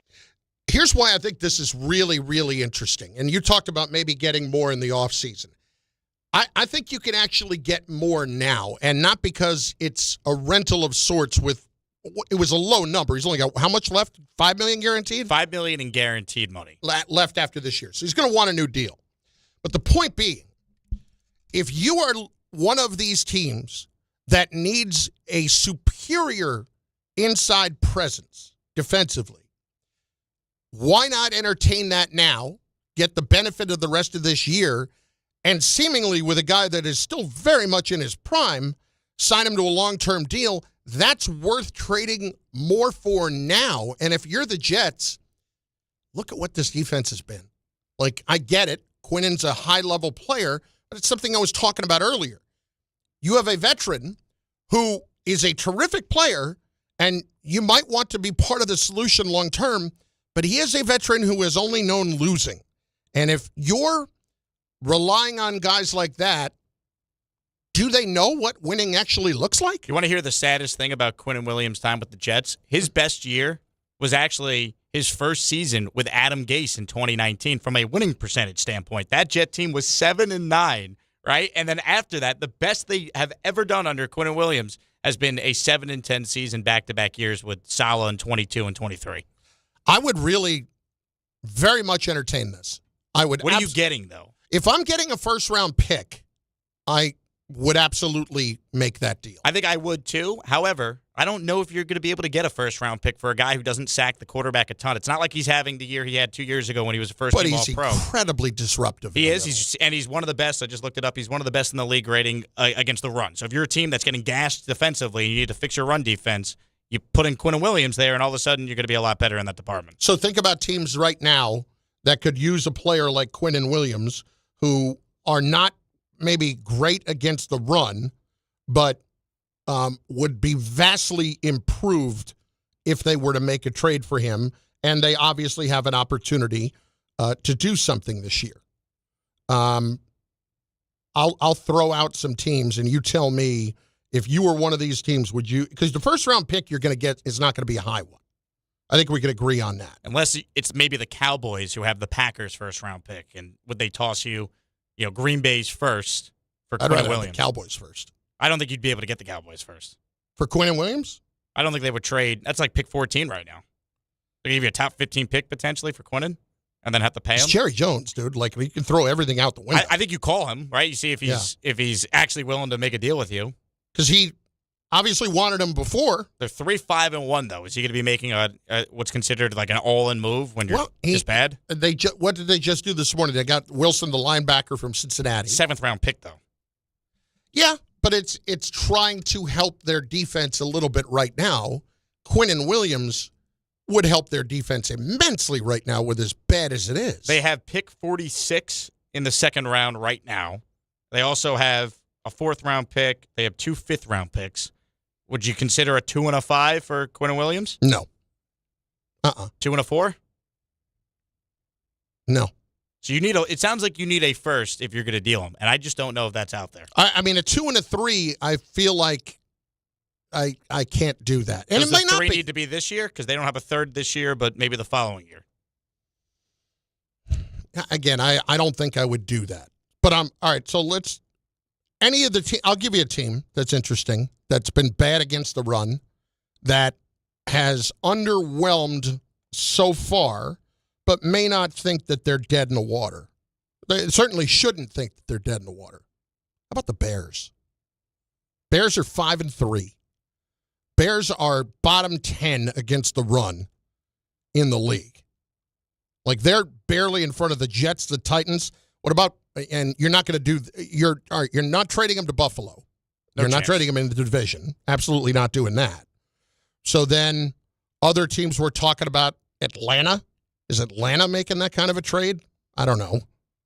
I doubt it. They just invested their 2 first-round picks in defensive linemen. Right.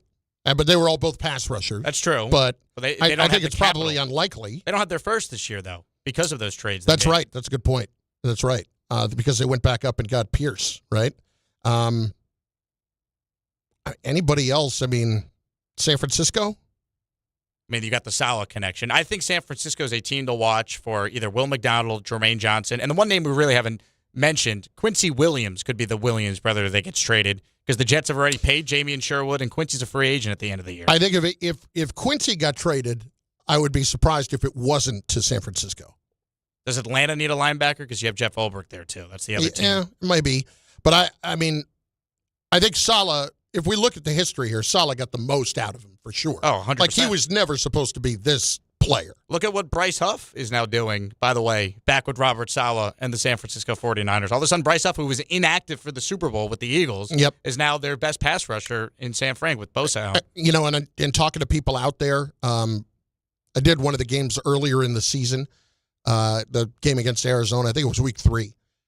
The thought on Salah getting him back or wanting to get him back is they just felt like the Eagles did not employ him. The Eagles asked him to do things that he just can't do. In other words, he can't stop the run. He's a pass rusher. Just let him go rush the passer. Yep. And then later in the year, or middle of that week, like around week 4, week 5, they were so bereft of defensive linemen, like they needed him to start trying to stop the run. So, I don't know. This is interesting to me. This is interesting. I'd love to know if people think you should trade Quinnen Williams. 800-919-3776. So let's hit it. Dave in the car phone is up on ESPN New York. By the way, I'll also get in some of the comments here on the YouTube page here momentarily. So by all means, check in there. Dave, what's going on, dude? How are you? I'm doing fine. I'm trying to find some positive energy here. I'm looking at the Jets, or either I look at the Giants. And you start looking at players that get removed from the organization, and they are successful when they go elsewhere. And, I mean, if Micah Parsons was offered for Quinnen by Dallas, why not take that deal? Like, you can't convince me this is just going to rebuild and do something. Quinnen plus a first-round pick is what they wanted. Okay, but here's the thing. There's a lot of young talent on this team.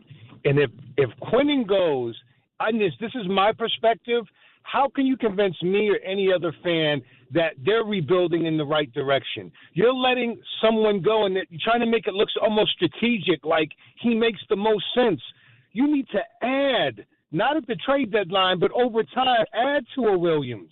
Not take that guy out of the equation. That guy's a killer on the football field. He's an impact player. I just don't understand. I don't understand them subtracting. It's just like, get rid of Breece Hall. You don't need a running back now. Like, they didn't need Barkley with the Giants. I'm like, but the guy's a high-quality player. How do you keep getting rid of these guys and convince people that you're trying to rebuild and build something? I don't understand it. Detroit was bereft of everything when they got there. The Jets aren't totally bereft of everything. Am I seeing this wrong? Dave, I think you're totally fair. This is not a 1-7 roster. This is not a full-on teardown. Like when the Jets traded a different Williams, Leonard Williams, a couple of years ago, it made sense because they were tearing the whole thing down. That's why they also then traded Jamal Adams. They were starting over. There's talent on this team. They've already extended Sauce and Garrett Wilson. There's players here. You have the offensive line solidified for whoever the quarterback is next year. You have Mason Taylor. Like, I don't want to just get rid of Quinnen, but if someone offers me a first, I got to consider it. This is not a dump of Quinnen by any stretch. This is, if I'm getting something high in return for Quinnen, and I'm a new regime, but I have to at least think about it.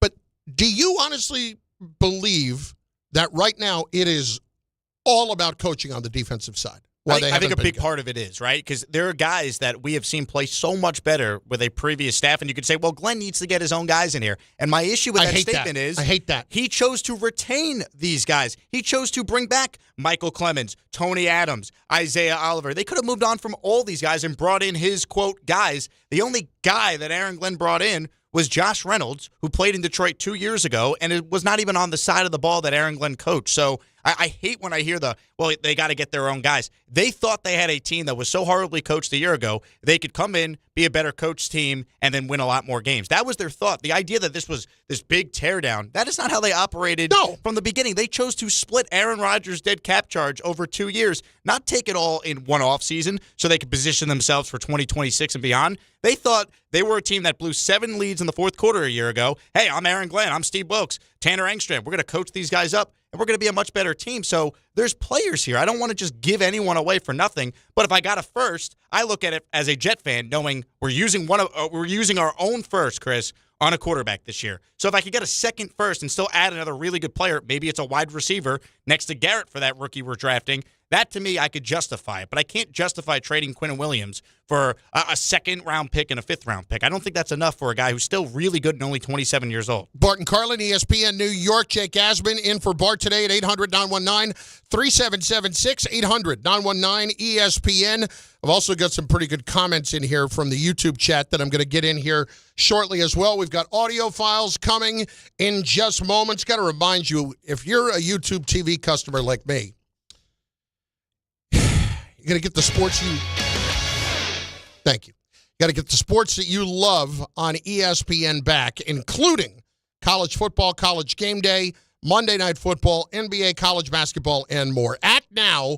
Go to keepmynetworks.com to get ESPN back. What an absolute disaster last night was at home trying to get the Monday Night Football game, because I have YouTube TV. All of the Disney channels are off YouTube TV. And I'm not saying this because I'm a Disney employee, partially, but I'm a YouTube TV subscriber who watched some of this crap go down with Fox and one or two of the other sports channels. I already have to go outside of YouTube TV. I signed up for it because of the NFL package. I already have to go outside YouTube TV to the Gotham Sports app. The worst app ever created. It's up there so I can see the Yankees and so I can see the Knicks and Rangers. Then what about I got to subscribe to MLB for the Mets. I'm subscribing to 10 different things, and now you're taking ESPN away from me. Guess what? I'm out. I can't believe I'm saying this. I'm going back to cable. That's where this is all headed, is it not? No, we get access to the ESPN app, but like last night, for whatever reason, I couldn't log in. I was having problems with it, but that's just on my end. That had your password? It had something to do with my account. I don't know. I might have been fired this morning, and I didn't know. Who knows? These things just. It's like are you old enough to have seen the movie Office Space? I have. Yeah, it's like we fixed the glitch, so it'll naturally take care of itself. So they just assume that at some point here I'll just stop showing up, and if I stop getting paid, if you're getting fired, at least they're letting you do your final show right now. You could thank the audience. Usually in radio, you just get whacked. You don't get a chance. You get whacked. You don't get a final show. That's not how this goes. Anyway, the YouTube TV thing is a disaster, and I 100% blame YouTube TV. Once again, I would ask you to go to keepmynetworks.com to get ESPN back. Your ambition just met its match with Robinhood. Trade stocks and ETFs, options, futures, and crypto all on one platform. Get started today at Robinhood.com/yourmoney. Your money, your move. All investments involve risk, including loss of principal. Options, futures, and crypto trading carry significant risk and may not suit all investors. Securities offered through Robinhood Financial LLC, member SIPC. Futures trading is offered by Robinhood Derivatives LLC, not FDIC or SIPC protected. Crypto offered through Robinhood Crypto LLC, NMLS ID 1702840, not FDIC or SIPC protected. Portfolio management offered by Robinhood Strategies, an SEC registered advisor.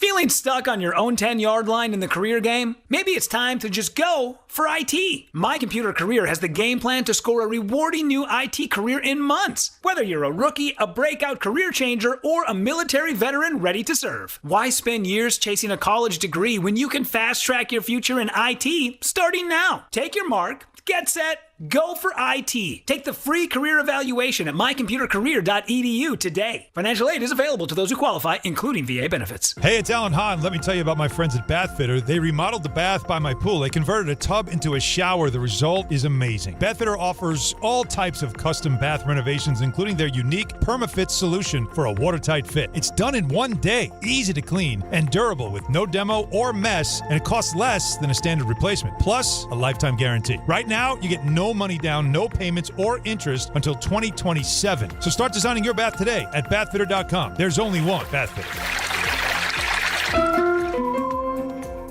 Is college even worth it these days? At Empire State University, it actually is. They are SUNY's leading online university. Flexible, affordable, and built for real life. With more than 120 degree programs, you can study what matters most to you. And students agree. They're ranked #1 in student satisfaction among SUNY schools. Whether you are finishing what you started or starting fresh, your goals are within reach. See for yourself. Visit sunyempire.edu before the next term begins. 1-877 Cars for Kids. KARS Cars for Kids. 1-877 Cars for Kids. Donate your car today. 1-877 Cars for Kids. Donate your car today. Ready to get rid of that old car? Donate it to Cars for Kids. Call 1-877-CARS-FOR-KIDS to reach a friendly live agent. Donation's super easy, and your car can be picked up as soon as tomorrow. Call us now, 1-877-CARS-FOR-KIDS. That's Cars with a K to donate your car today. 1-877 Cars for Kids. KARS Cars for Kids. 1-877 Cars for Kids. Donate your car today.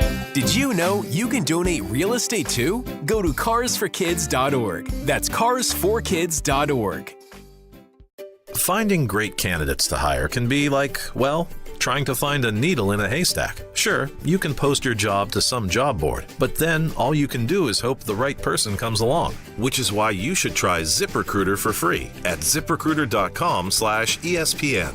ZipRecruiter doesn't depend on candidates finding you. It finds them for you.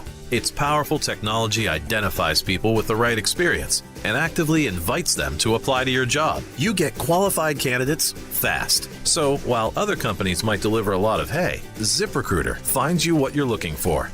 The needle in the haystack.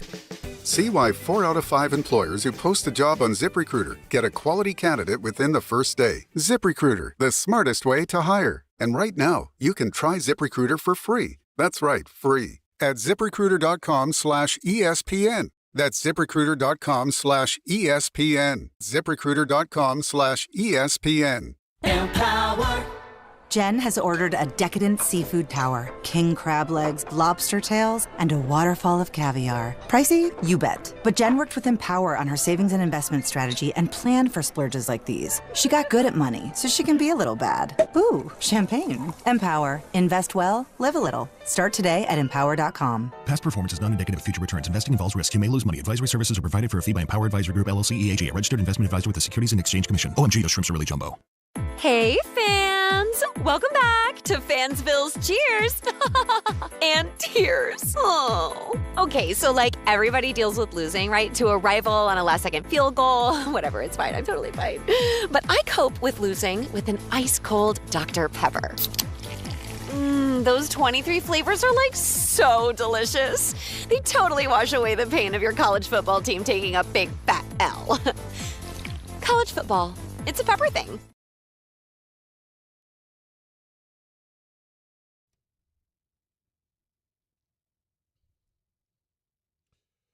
Bart Carlin, ESPN New York, and on the ESPN New York app.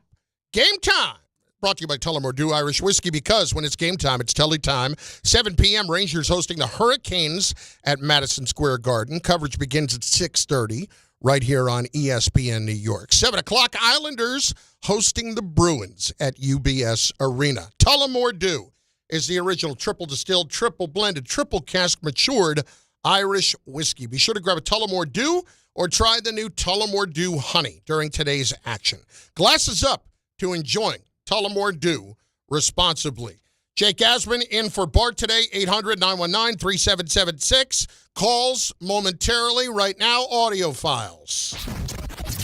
The audio file. We'll motor through some of these. Last night, Knicks win. Cat 33-13. That's refreshing. Here's Mike Brown. Cat was a monster.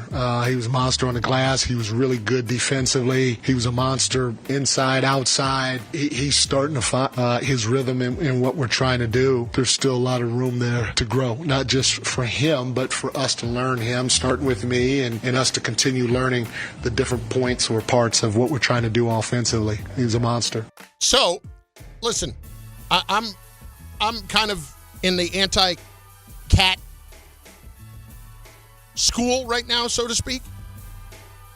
Obviously, when you have a night like last night, that's different, huh? Was it the animal or the player? Since Both. you're anti-cat. I don't care for cats. No? Dog guy? Not a cat guy. Absolutely a dog guy.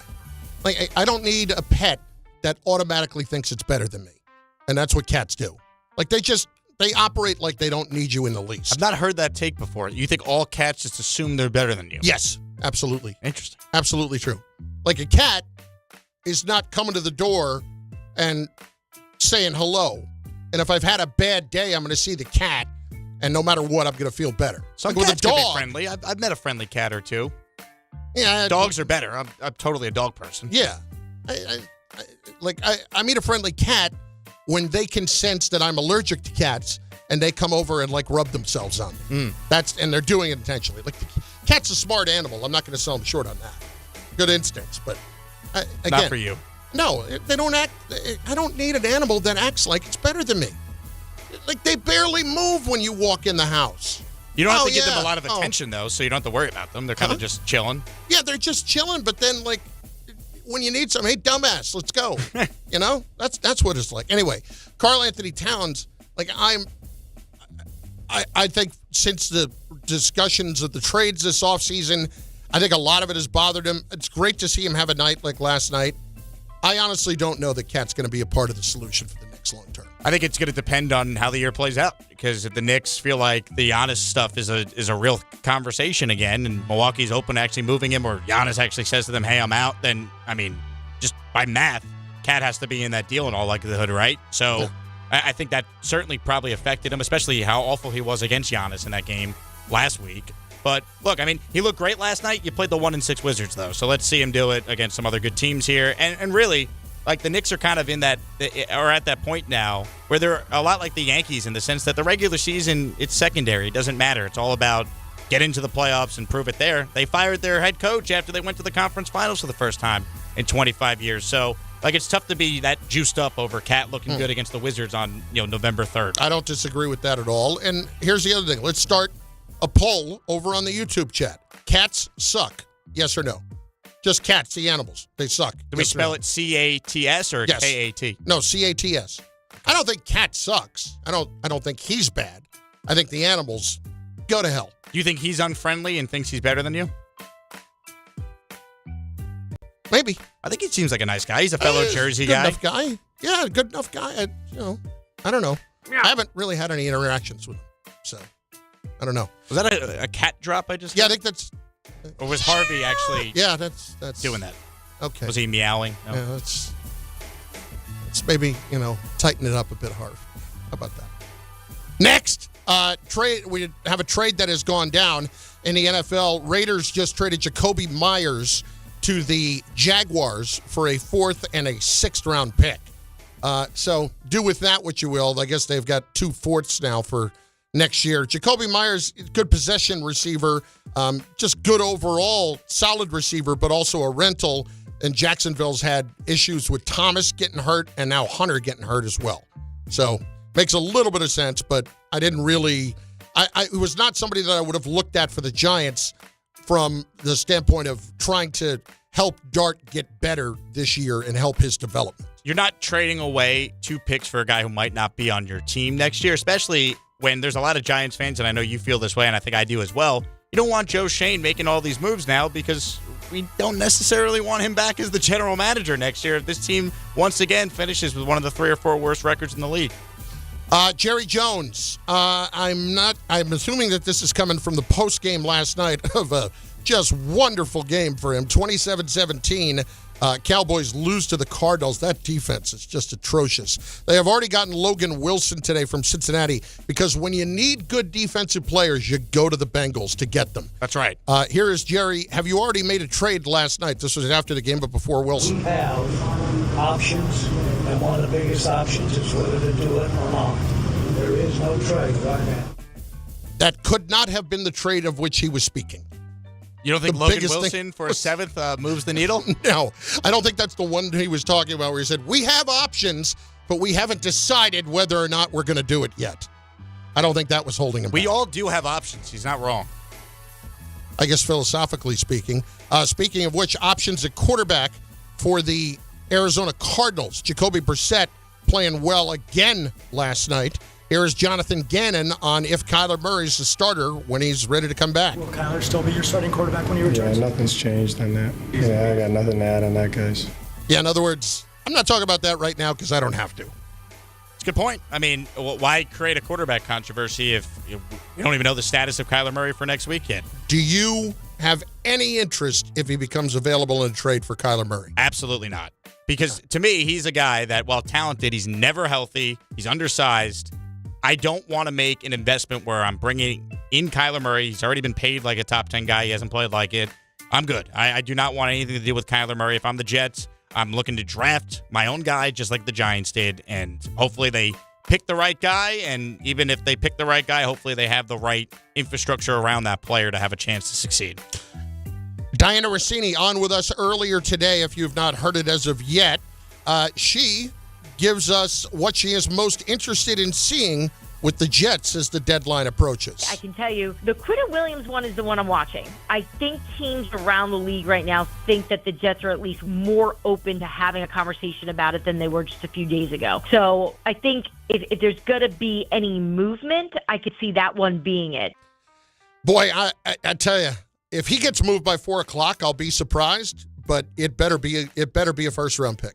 You cannot justify trading a guy who's a former first-team All-Pro, 27, in his prime.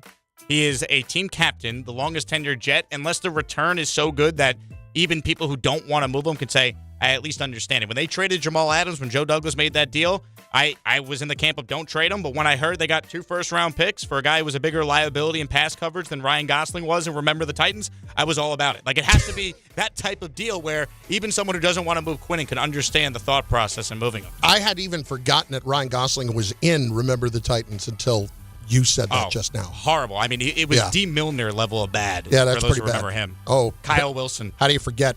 Oof, Kyle Wilson. Damn. Brian Daboll, are you hoping that Joe Schoen is active at the deadline? Focus is for me is the guys that are on this football team and doing what we can do to help them improve, and that's where my focus is. I'm glad we're saying nothing. I would say that he is hopeful that the two of them can do anything they can to save their jobs at this point. He got into it with Jordan Renan yesterday. It was very entertaining. What else is new? Jordan was like, well, you keep saying you want to improve, but like, mind sharing like any sort of specifics on what you're working on? And then he did the cliche, all the fundamentals, tackling, understanding assignment football. I'm just like, great, so nothing. Yeah, pretty much. He is, I don't know how you can keep both of them. I do not know how you can keep either one of them. And nothing that happens today would shape my opinion in a different direction at all. Not at all. They got to win games if they're going to be back. And it doesn't feel likely, but as crazy as it is, there's still 8 games to go. And as unlikely as it is for them to, go 6-2 over their next 8, that's the type of stretch they're going to need, with the quarterback, of course, playing well, for them to be back. Right now, who do you believe ends the season with more wins? Jets or Giants? I still think it's the Giants because I have more confidence in their quarterback situation than I do the Jets. It wouldn't shock me if Fields goes right back to what he was the previous 2 games where they didn't score an offensive touchdown against a good Browns defense this Sunday. I mean, the Bengals defense, I'm watching them against the Bears on Sunday. That is the worst defense I've ever seen. I mean, they are horrendous. So it wouldn't shock me if the Jets, once again, even with Garrett Wilson likely back Sunday, struggle again. And this is a team that if the defense shows up, they'll be in the game. But a lot of times the defense won't show up, and you won't have the offense like what you had in Cincinnati to make up for it. Bart Carlin, ESPN New York, calls next. 800-919-3776. 800-919-ESPN on the Jets and the Giants leading up to the deadline at 4 p.m. this afternoon. Jake Asman in for Bart on ESPN New York. Friends, it's football season, the best time of the year. You should be out there tailgating, cheering on your team, and enjoying every Sunday. But if you're dealing with neck pain, back pain, sciatica, or nerve pain, even getting off the couch can feel like a challenge. You don't have to live like that. There's help. Dr. Jay Shaw at Sandwell Pain is New Jersey's top pain specialist. He's Ivy League trained, double board certified, and is dedicated to helping you get back in the game. Here's what makes the difference. No surgery, no scars, no long recovery, no pain medication. Just precise, non-surgical image-guided procedures that deliver real results. Dr. Shaw treats neck pain, back pain, joint pain, migraines, nerve pain, and sciatica with a plan that's customized for you. Same-day and next-day appointments are available, and with offices in Woodbridge, Livingston, and Inglewood, relief is always close. So don't let pain keep you on the sidelines this season. Visit SandwellPain.com to call, text, or book online. Most major insurances are accepted. That's SandwellPain.com. Relief is closer than you think, and it starts today. All your favorite NBA players are back, and DraftKings Sportsbook, an official sports betting partner of the NBA, is the place to bet on NBA stars this season. With more markets open for more of the game, DraftKings, the #1 sportsbook for live betting, is live when others aren't. New customers, bet just $5 and get 3 months of NBA League Pass. Plus, score $300 if your bet wins, paid in bonus bets. Download the DraftKings Sportsbook app and use code WHSQ. That's code WHSQ. Bet $5 and get 3 months of League Pass, plus get $300 in bonus bets if your bet wins. In partnership with DraftKings. The crown is yours. Gambling problem? Call 877-8-HOPE-NY or text HOPE-NY 467-369. 21 and over. New York only. Eligibility and restrictions apply. Bet must win to receive bonus bets which expire in 7 days. Minimum odds required. NBA League Pass auto renews until canceled. Additional terms at dkng.co/audio. Limited time offer. Did you know women account for 2/3 of all Americans living with Alzheimer's and 2/3 of all Alzheimer's family caregivers? Join the Alzheimer's Foundation of America at its Women Empowerment Forum on November 5th in Amityville to learn practical ways women can reduce their risk for Alzheimer's and enhance quality of life for themselves and their loved ones living with Alzheimer's. For more information or to register, visit alzfdn.org or call 866-232-8484. Dave Rothenberg here to tell you about my friends at Bath Fitter. Now, they converted my kids' bathtub to a shower and did an incredible, really an unbelievable job. They offer all types of custom bath renovations, including their unique PermaFit solution for a watertight fit done in just 1 day. Durable and easy to clean with no demo or mess and lower cost than a standard replacement. And a lifetime guarantee. Right now, no money down, no payments, no interest until 2027. So start designing your bath today like we did at bathfitter.com. There's only one bath fitter. At Uline, the prevailing opinion is, if you don't live it, you don't believe it. The people at Uline believe in hard work, and they live it by being there 24/7 to answer your call, having 41,000 items in stock, and offering same-day shipping from 12 locations across North America. Business owners, sellers, buyers, shippers, and packers believe it. Uline is the hard-working, dependable source for your shipping and industrial supplies. Visit uline.com. Actual price will depend on product and subscription plan. Featured products are compounded drug products, which the FDA does not approve or verify for safety, effectiveness, or quality. Prescription products require an online consultation with a healthcare provider who will determine if appropriate. See website for details, restrictions, and important safety information. Want a boost in and out of the bedroom? Hims has you covered. Introducing a new 2-in-1 approach to level up your game. Tadalafil for better bedroom performance and zinc for testosterone support. Put it all together and you've got what you need to turn things all the way up. Getting started is simple. Just go to hims.com/joy to start your free online visit. Through Hims, you can access ED treatments including pills, chews, and more. 100% online. No office visits, no pharmacy lines. Just fill out a simple intake form and a licensed medical provider will determine if treatment's right for you. If prescribed, it ships free and discreetly to your door. Find affordable treatment options at up to 95% less than brand names at hims.com/joy. That's hims.com/joy, HIMS.com/JOY. You live for this. The wins, the losses, the slam dunks, and the buzzer beaters. The dream that this is your team's year. Hope, it's what keeps you coming back. So you represent with anticipation and with pride. Because when everything's on the line, your support means everything. That's why the NBA store is here to support you.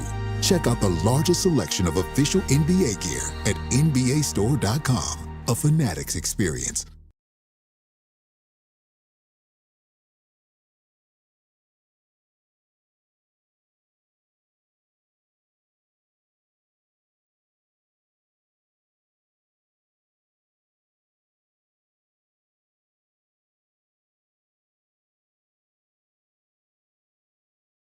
How long's the music been playing?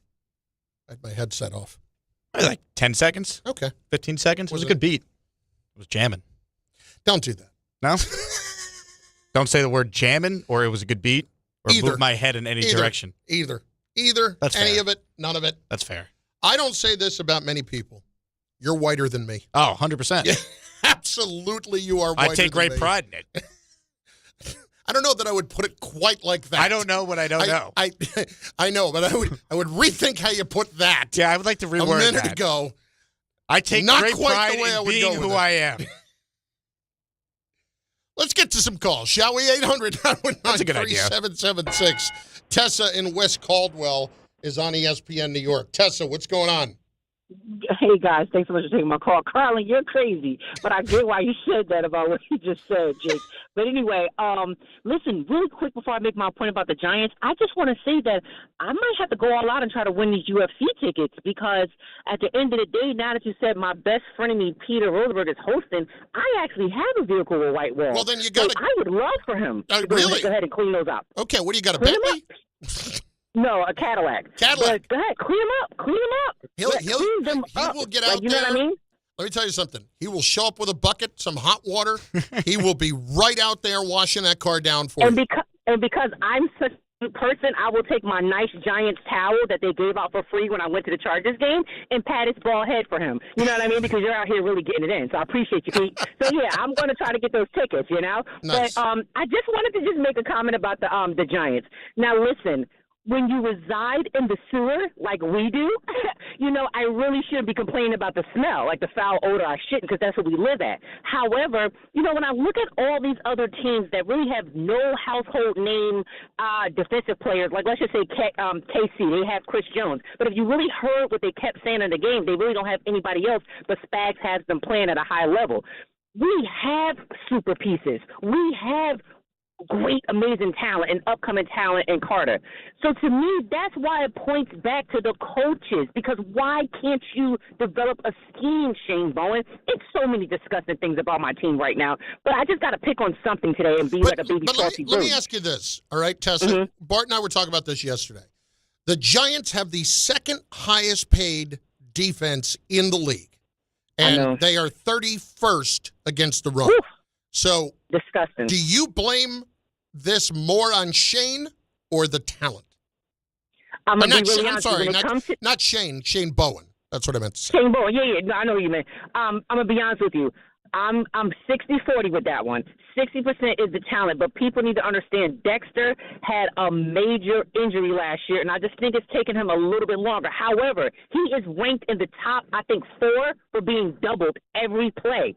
So, but I think he just doesn't have that burst to get off of them like how he did last year. And that's a huge reason why our run is trash. They're thrashing us. He is a huge reason. So I do blame that, and then I do blame the schemes. I do blame mix it up. Mix it up. You know Dex needs help right now. You know he's getting doubled 24/7. So mix it up, Bowen. So I do think it's 60-40. I think it's 60% the talent, and I think it's 40% Bowen because he is a horrific coordinator. And when Harry said that, oh, you know, the way everything's going right now, you know, keep Daboll, he's the worst. He's terrible with time management. Yeah. He's terrible with calls. He needs to go. And you know I don't really call for people getting fired. But after the season, he needs to go. He is showing he's not a great coach. He's just not.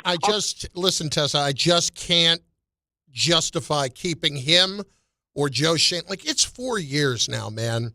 Ray was just in here. We're talking about Shane with the draft. I mean, are we supposed to, and I know that last year's draft was good, but Neighbors is out right now. Do we look at Tyler Nubin as having an unbelievable year this year? It's been okay. I don't, Tyrone Tracy, am I still supposed to be pumped up by that as the 5th-round pick? Like, it's nice, but he also took Andrew Phillips, Theo Johnson, right? Like, all right, Theo Johnson can't catch a cold. I mean, the 2023 draft, right? Phillips is a good player. I mean, the 2023 draft, Deonte Banks, John Michael Schmitz, Eric Gray, Trey Hawkins, Jordan Riley, whatever, the 7th-round picks, but not good enough. Awful. And also, he took Evan Neal, who finally was active for this game this past week. So congrats to Evan Neal on that. Evan Neal was a top 7 pick. He can't play. How do you take a guy that actually can't play? It's not even like he hasn't lived up to his draft status. He's been inactive for most of the year. He's so bad. My point is this. Why is it that Jaxson Dart itself would make up for all of that? It was a good move, and it was a move that he had to make. But why would it make up for all of that? And I know people say, well, he never got a chance to draft his own guy. He did get a chance to pay Daniel Jones, and that was his decision. And also, don't you think, just in general, the fact that Daniel Jones, outside of this past week where he struggled against your team, has had this great season, makes Daboll and Schoen look worse? That they had this guy, we saw some potential with the year they won the playoff game in year 1, and then from that point on, they did nothing with him to a point where you actually had to get rid of him in the middle of last year, and now he's having success with a different regime? I think it's twofold. Number one, you certainly look at Daboll that way. Number two, I think you look at Schoen that way too, because the Daniel Jones that we're watching play now is not the same guy that played for the Giants, but that's because of what he has around him. Like, he got sacked, 5-6 times this past week. He had been sacked like 6 times all year, 7 times all year up until a week or so ago. So when he's got that and he's got Taylor and he's got everything else, point being to Joe Schoen didn't put anywhere near enough around him.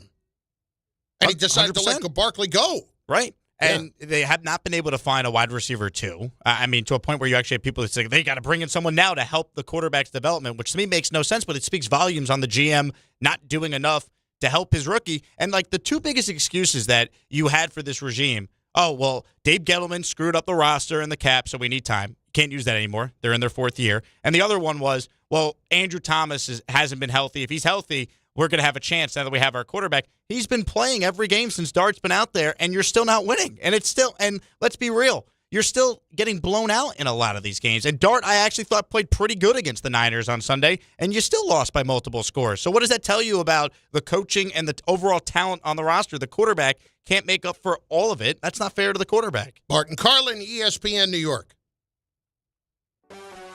FanDuel is putting you in control right from NBA tip-off, because every day to start the season, you get to choose your reward. Take your shot with a profit boost, play it cool with a no-sweat bet, or get a little backup with a bet-back token. Now, I like a no-sweat bet. Take the risk. If you get it back, boom, you can bet the next day and try it again. You always get that opportunity with a no-sweat bet. That's how I do, but you can make your pick. Get in the game and play it your way. FanDuel is putting you in control right from NBA tip-off, because every day to start the season, you get to choose your reward. Take your shot with a profit boost, play it cool with a no-sweat bet, or get a little backup with a bet-back token. Head over to FanDuel.com/Peter to make your choice. 21 and over and physically present in New York. Opt-in required. Rewards are non-withdrawable. Restrictions apply, including bonus and token expiration. Leg requirements and max wager amounts. See terms at sportsbook.fanduel.com. For help with the gambling problem, call 877-8-HOPE-NY or text HOPE-NY 467-369. Tuesday with Don, Hahn, and Rosenberg. Are you starting to believe in the Knicks and Mike Brown's system? Speed pass, Sar, and throw it down with the right hand. Karl Anthony Towns has been dominant tonight. And will the Jets and Giants make more moves before the deadline? The Quinnen Williams one is the one I'm watching. I think teams around the league right now think that the Jets are at least more open to having a conversation about it. Don, Hahn, and Rosenberg today at 3 on ESPN New York and streaming live on YouTube. Make cancer screening a part of your annual healthcare routine. New York Presbyterian offers a full range of cancer screenings, including lung, cervical, prostate, colorectal, breast, and more. Regular cancer screenings could save your life by detecting cancer at its earliest, most treatable stages. Screenings are available across New York City and Westchester. Learn more at nyp.org/cancer screening. Stay amazing. New York Presbyterian. Fight fans, Bud Light and ESPN New York are sending you to UFC at Madison Square Garden. Tap the Bud Light tile on the ESPN New York app and enter for your chance to win a pair of tickets in the ESPN suite. Catching the action alongside me, Peter Rosenberg. Through November 7th, listen and enter through the Bud Light tile to score your shot at the ultimate fight night. Bud Light is the official beer of UFC, so make your move now on the ESPN New York app. Must be 21 and over, no purchase necessary, void where prohibited. Rules on the ESPN New York app. Please enjoy Bud Light responsibly. Dave Rothenberg here to tell you about my friends at Bathfitter. Now, they converted my kids' bathtub to a shower and did an incredible, really an unbelievable job. They offer all types of custom bath renovations, including their unique PermaFit solution for a watertight fit done in just one day. Durable and easy to clean with no demo or mess and lower cost than a standard replacement. And a lifetime guarantee. Right now, no money down, no payments, no interest until 2027. So start designing your bath today like we did at bathfitter.com. There's only one Bathfitter. Score or win this game day with Amazon Pickup, the MVP of package pickup. Need that new football jersey for the big matchup? With Amazon Pickup, you can collect your order from secure Amazon lockers or counters near you on your schedule. Whether you're running from work or home or straight to the tailgate, Amazon Pickup makes it easy and worry-free at no extra cost. Don't miss kickoff. Grab your gear and your packages when it works for you. Find your nearest Amazon Pickup location at amazon.com/pickupmvp. That's amazon.com/pickupmvp. Hey, this is Mika Zibanejad. Hey, this is Adam Fox. Catch every Rangers game right here on 880 ESPN. WHSQ and WCBS-FM HD2, New York. This is the story of the one. As a maintenance supervisor at a manufacturing facility, he knows keeping the line up and running is a top priority. That's why he chooses Grainger. Because when a drive belt gets damaged, Grainger makes it easy to find the exact specs for the replacement product he needs. And next day delivery helps ensure he'll have everything in place and running like clockwork. Call 1-800-GRAINGER, click Grainger.com, or just stop by. Grainger, for the ones who get it done. Tire care shouldn't come with extra costs or surprise fees, and it should be simple, straightforward, and stress-free. So at Midas, they're rolling out the limited lifetime tire guarantee. Included with every tire purchase with paid installation, you'll pay nothing for flat repairs, nada for flat replacements, zilch for tire rotations every 5,000 miles, and zero for other preventative maintenance. So with this limited lifetime tire guarantee, you'll pay a whole lot of nothing compared to what the other guys charge for tire care. That's a limited lifetime tire guarantee only at Midas.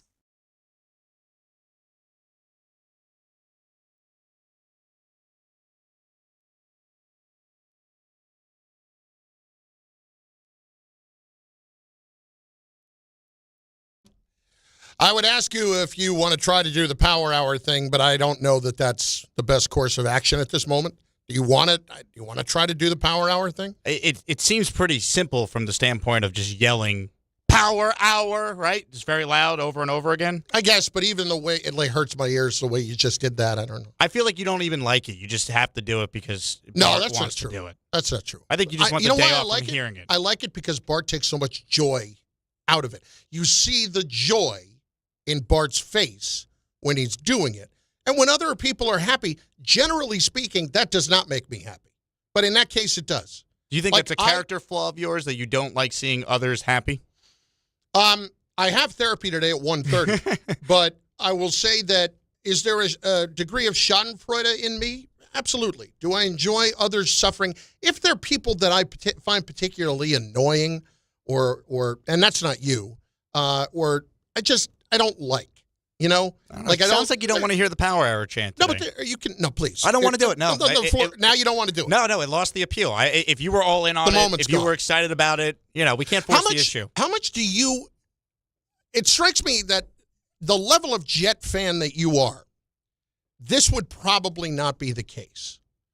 But how much do you take joy out of rival teams or fan bases that you just cannot stand losing? It's all I have. That's the only joy I get. All right, so you're a Jet fan. Joy. What other kind of fan are you besides Jet? I am a diehard Yankee fan, Knicks fan, Islander fan. Were you happy that Toronto won or that Toronto lost, or were you kind of rooting for them to win? I was rooting for Don Mattingly to get a ring. Okay. I am not rooting for Toronto fans per se. Now, the fact that they lost in devastating fashion, does that feel a little good, knowing how much their fan base like to rub it in the Yankee fans' face? And, they were blasting New York, and the Yankees lose with Vlad and Big Papi? Mm-hmm. Sure, but I also would have been very happy had they won and Don Mattingly got a ring. Have you ever taken more joy from somebody else's loss than you've taken from your own win? Personally or with my teams? Anyway. I'm trying to think. I don't think so. I think I still enjoy the joy of winning more than seeing, a team I hate lose. That said, I had to do local radio in Houston for almost 6 years as a big Yankees fan, as the Astros are destroying, the Yankees. So seeing the Astros' demise, I root for it every day just because of all the PTSD that they've caused me. I root against every Boston sports team because of, that natural rivalry. So I definitely root against my rivals, but I'd rather see my team win than my enemies lose. Okay, that's fair.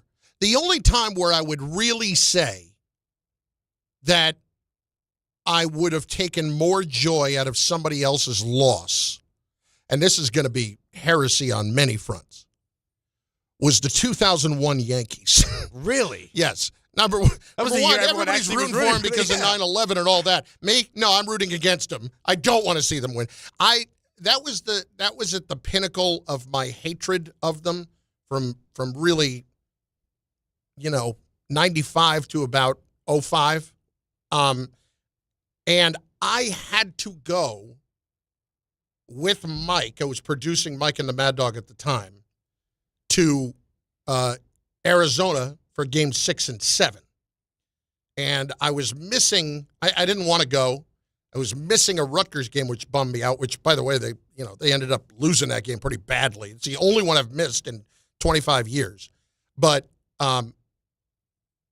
when we flew home on the red eye after they lost Game 7, I was thoroughly enjoying his pain. Like, he was not even speaking to me, knowing how much I hated the Yankees. And on the way home, he said 2 words to me, when we landed. Was it a private jet? No. It was a regular. Yeah, no, it was a United flight coming back from Phoenix, going to, I think, to Newark or something like that. And yeah, it was totally. So it was the happiest you ever were for a red-eye flight? Oh, I had a couple of Budweisers before we even took off. There were visions of sugar plums dancing in my head that night. It's funny how happy. That's the team you hated the most, and that's the one Yankees team during the entire dynasty run where even people who hated the Yankees because of September 11th were actually rooting for them. Yes, and I can't deny, thinking back on it now, how incredible that whole thing was. But it was that and 04 were the most crushing losses that they could have had. Now, I will admit that slowly, as my spirit has been killed off, I don't really have a true hatred for them anymore. I watch them and they're good for business, so I can kind of, root for them for that. But I don't have that same passion anymore that I used to have in hating them.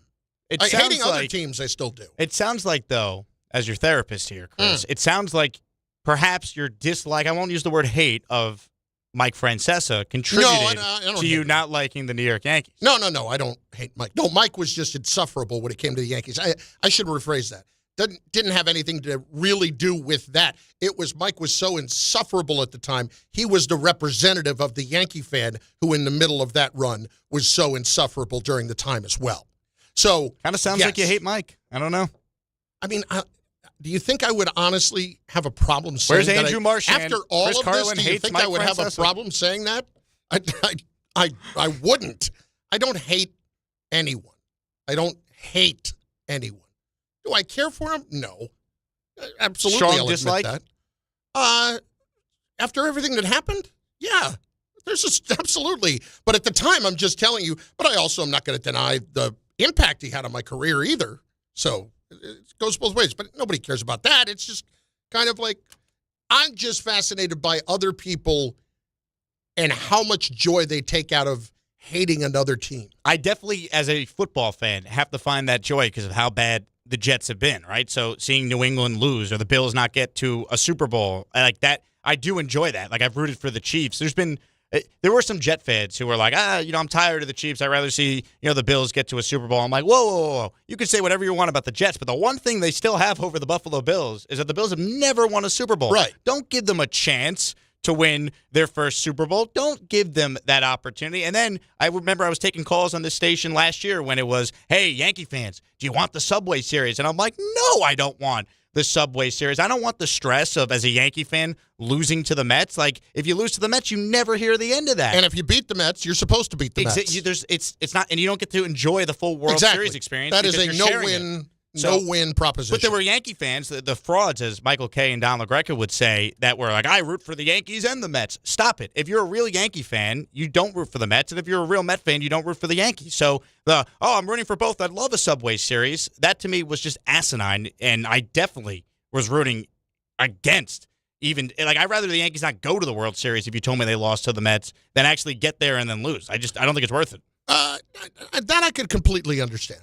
I could completely understand that. I don't want to see a scenario where I feel like I can't win. I have to beat them because if I do, it's going to be a nightmare. And if I don't, if I do lose to them, it's going to be a nightmare. And if I win, it's like, you were supposed to. Like, then I get nothing out of that. Like, totally. Does it feel great to win? But it would almost be like a relief more than like the joy. Like, and that's what a lot of the Yankee players in 2000, I remember, were saying. Like, it's like we had to win this one. Like the other championships we won at that point, it didn't matter. We had to win in 2000. Otherwise, George would never let us hear the end of it. Right. Like, you couldn't lose to the Mets. So that's how I felt last year. True. Absolutely true. And I always go back to one of the Jeter documentaries that came out.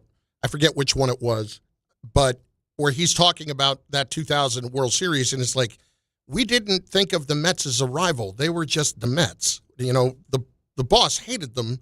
That was it. Like, it was like, we better beat them, but we didn't, like, they were just kind of like, like the Mets. They weren't the Red Sox. They weren't anything like that. A couple of comments from the YouTube chat from the Drew. Carlin probably roots for the Manchester Chicken Tenders, the Burger Kings, or the Macon Bacons. All of them sound delicious, except the Burger King and we have not resolved our issues. Really? Yeah. They didn't give you a crown the last time you were there? No, it dates back to the 90s, so we don't need to get into it. Also, Jim fan asking, is Chris Carlin a Mike guy or a dog guy? Here was the thing about that. You had to make both of them believe that you were their guy. That was what was important. I like the strategy. I want to hear about this. No, you just had to make sure. You'd kind of whisper in one's ear and whisper in the other about like sweet nothings. No, like you're saying things like, God, Mike, you're the best, Mike. No, not like that. Great take, Chris. No, love your tennis perspective. It'd be more like, oh God, Mike's driving me nuts today, dog. What do you think? Oh, Mike, can you believe this idiot today? Come on. Oh my God, come on. I was more of a dog guy.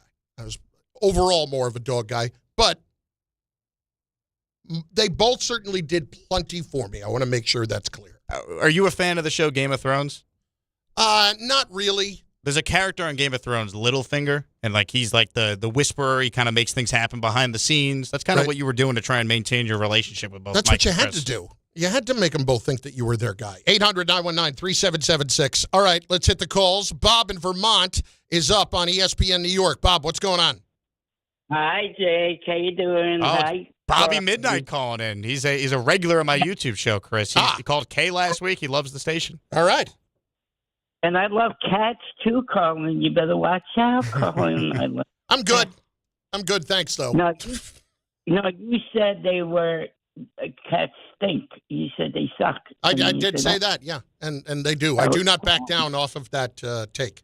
Well, I love my cats. Jake, do you think Brian Gable should get? I think they should get rid of Brian Gable. I think both the GM and the coach should go, Bob, if they continue to look like this. I don't think it should be one or the other. I think it should be both. And who else do you think in mind they could pick up for GM and head coach? Yeah, GM's difficult. Appreciate the call. I think from what the Giants would need is obviously the right coach for Dart, and like the general manager is almost secondary. Like you almost want like the coach just to be comfortable with whoever the GM is, because everything should be about getting the most out of Dart because he's your future going forward. Like you have the quarterback, let's make sure we maximize what he does and build up the rest of the team around him. What really bothers me about this is we can all sit here and believe that Dart has the talent to be the guy, and I understand that. My big hesitance on whether or not Dart's definitively the guy is the ability to stay healthy. And he's been banged up a couple of times already, but if he's going to keep doing this, like, the talent's great, and that's fantastic. The other part of it has to be there too, and the guy I keep coming back to is a guy that looked really good early in his career, but because he took too many hits, was RG3. RG3 in Washington, they thought they had it because that first year he was terrific, especially in the second half of the year. And in the second year, he was pretty good too, but it was like it just fell apart because he took way too many hits, and that's really what the biggest problem was. Well, honestly, I'm sure Peter could talk about this. I heard him yesterday with Allen. Like, got to be a lot of PTSD coming up with RG3, watching Jaden Daniels go down the way he did. He's missed already some time this year. Then he's in a game when they're down 38-7 with a couple minutes to go in the fourth quarter. Which was just mindless the other day. Crazy. I don't know what we're doing. But as somebody that bet the under on Washington, okay. It was a dumb decision. I bet the Seattle Seahawks on the spread on Sunday, and my analysis was they're not going to lose with those throwback jerseys. I mean, those things were awesome. Yeah, I do like those Seahawks throwback jerseys. Tommy, Jersey City, next. ESPN New York. Tommy, what's up, brother? Chris Carlin. Tommy. Jake, my brother. Jake, my brother. Hello, Tommy. What is going on, guys? Good afternoon. Good afternoon. Good afternoon. Man, you sidetracked me on just one point. I got a couple Jet points. We talk about the Jets with me. Diehard Jet fan. Jake, it's OG Jet fan. You know who I am. I call him a regular on your show. Support Jake Asman all the time. When it comes down to like when you were talking about like the Jets like root for a team to lose, when you lost for so many years like the Jets have, like I that's all I can root for is for the Bills, Patriots, and Dolphins to just get destroyed every week because I'm so used to us losing. Like my dad is a Jet fan, but he gave up on him, and he was rooting for Kansas. He was rooting for Buffalo because he's tired of like the Kansas City talk. Hell no! Like I hate their fan base. I hate their coach. I mean, their quarterback is excellent, but we don't have him. And I root for them to lose every single week just as hard as I root for the Jets to win because we have nothing. We don't win. So that's the only thing I can root for. So you want, if I'm going to be miserable, everybody else is going to be miserable. I respect that. Pretty much. I have no problem with that. If I can't find happiness, I don't want you to find happiness either, especially a team like the Bills because the Bills, they were the Jets before Josh Allen, right? They had a 17-year playoff drought. They had never won a Super Bowl. Like, I don't want them to win a championship and continue this run of dominance. Like, I want to see them get close and keep having heartbreak because that's all I could really enjoy in the months of January and maybe February because the Jets are never playing meaningful games in those months. No, absolutely not. I get it. And when you don't even have a sniff at it is when it gets harder and harder. And that's what it's been entirely too much. David and Elizabeth has been patient. D, what's going on, dude? How are you? What up, Carlin? Jake Asman. What's going on, fellas? What's up, David? Same old, same old. All right, Jake, I never go against you, but I'm going to have to go against you today, my brother. Yeah, I know it sucks, man. That's my guy.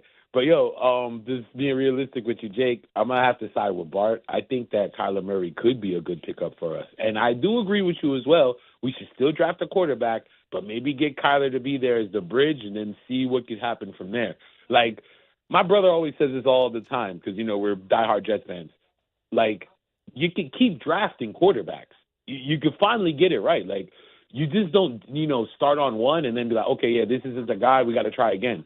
Like, not saying that every draft should be a quarterback, but until we get it right, we got to keep doing it, man. Like, we got to get this right. Like, look at the Giants. They got Dart. Like, they're moving in the right direction. Once they get rid of Schoen and Daboll, like, the weight is off them, and then they could move forward as an organization and be successful. That's the same thing I'm wishing for us and Muji and friends. So let's see what happens, man. And Carlin, you should always come at Cat every day because look at the way he played last night. He was aggressive. I love it. Let's go, Knicks. Appreciate you, gentlemen. That's the whole thing, man. It's aggressiveness and it's just not committing dumb fouls. And so many of the dumb fouls are committed because you weren't necessarily in shape to start the season. And that's frustrating. Like when you play for Tibbs, we understand that he's going to be particularly hard on you And I'm not saying that he wanted to get rid of Tibbs, but I don't know that Cat was going to bat for Tibbs in any way. I don't get that impression. So now you're going to bring in a new coach who wants to get up and down the floor, who has basically told you publicly that your ass needs to be in shape to get what you want on this offense. And hopefully a night like last night helps him to start to understand that. All fair criticism. The problem is they need him. Like they need him, so you have to know the player, where if too tough of coaching is going to cause him to not be at his best, you got to do what's in the best interest of the team this year. So Brown's got to be careful with criticisms of Cat. He's got to get the most out of him, because he knows for the Knicks to do anything this year, they're going to need Karl-Anthony Towns to be, the second best player next to Brunson when they go deep in the playoffs. It is incredibly interesting to watch the dynamic unfold with a new head coach and a player of a star level, because you so desperately need the buy-in right away. And look at what's going on with Ja Morant in Memphis.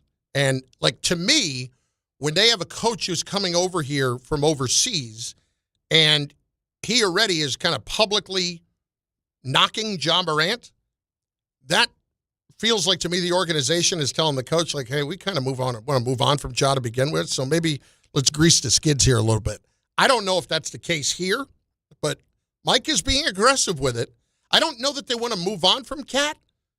I absolutely believe that if the Giannis thing ever came together, they would absolutely do everything they could to make that happen. I think you have to. I like Karl-Anthony Towns. I understand that he's not the perfect player. No one is. But if I could get Giannis and put him next to Jalen Brunson, I'll figure out the rest of the roster, because I have two of the best 10 players on your team. Certainly two of the 5 best players in your conference, which is right there enough to probably get to the NBA Finals. Sean, Long Island is next. ESPN New York. Sean, what's going on, dude? Sean! Did I hear Sean? How you doing, Carlin? Can you hear me good? There he is. What's going on, bud? Yes. Can you hear me? Yeah. No. Maybe. Hear me now? Yes. Oh, my God, yes. Can you hear me now? Nope. Can't now. Call back, Sean. It's Bart and Carlin on ESPN New York. Come on. Can you hear me now? Yeah, I got you, brother. This was Dianna Russini on with us earlier in the show, and she was talking about, with the deadline coming up, what the Jets might be doing and the most intriguing part of what could happen by 4 o'clock. I can tell you, the Quinnen Williams one is the one I'm watching. I think teams around the league right now think that the Jets are at least more open to having a conversation about it than they were just a few days ago. So I think if there's going to be any movement, I could see that one being it. So there hasn't been anything as of yet. So we got about 3.5 hours to the deadline.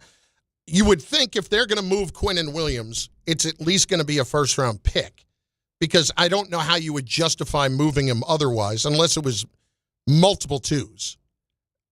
Or how 2 are and you? A 3, maybe. Maybe. You don't have a third. The Jets don't have a third this year because their brilliant former general manager traded it in the Hassan Reddick deal a year ago. So if they got a 2 and a 3, I actually think the Jets would probably do that.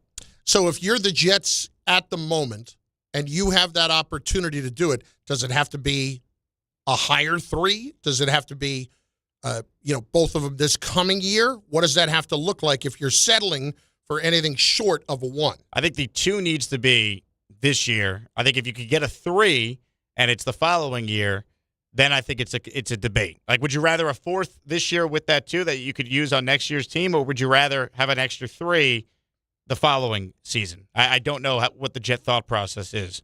Here's what I want: assets. If I'm trading Quinnen Williams, I'm doing it because he's in his prime right now. I'm going to have to pay him again soon, and I am presumably going to have a rookie quarterback next year. To make sure that I get the rookie quarterback that I need in this draft, I have to have as many assets as I can. And with how this defense is played for the Jets, is it even worth it for me to have Quinnen Williams right now if something like that is on the table? Everything the Jets do should be all about not making the Sam Darnold mistake all over again. Different regime, I understand that. But they actually picked the right quarterback but failed to develop him because they gave him Todd Bowles and Adam Gase as his two head coaches. They had a terrible offensive line. His best receiver was Robbie Anderson before they let him walk in free agency, right? Like, you failed Sam Darnold. We all could see what he has turned out to be. Don't make that mistake again. So if I could turn Quinnen Williams into a second-round pick, that I'm using to trade back into the first round this year to get a stud receiver to pair next to Garrett Wilson to go with Mason Taylor and an offensive line that already has 4 of its 5 guys in place for next year, I got to consider it. And I love Quinnen Williams.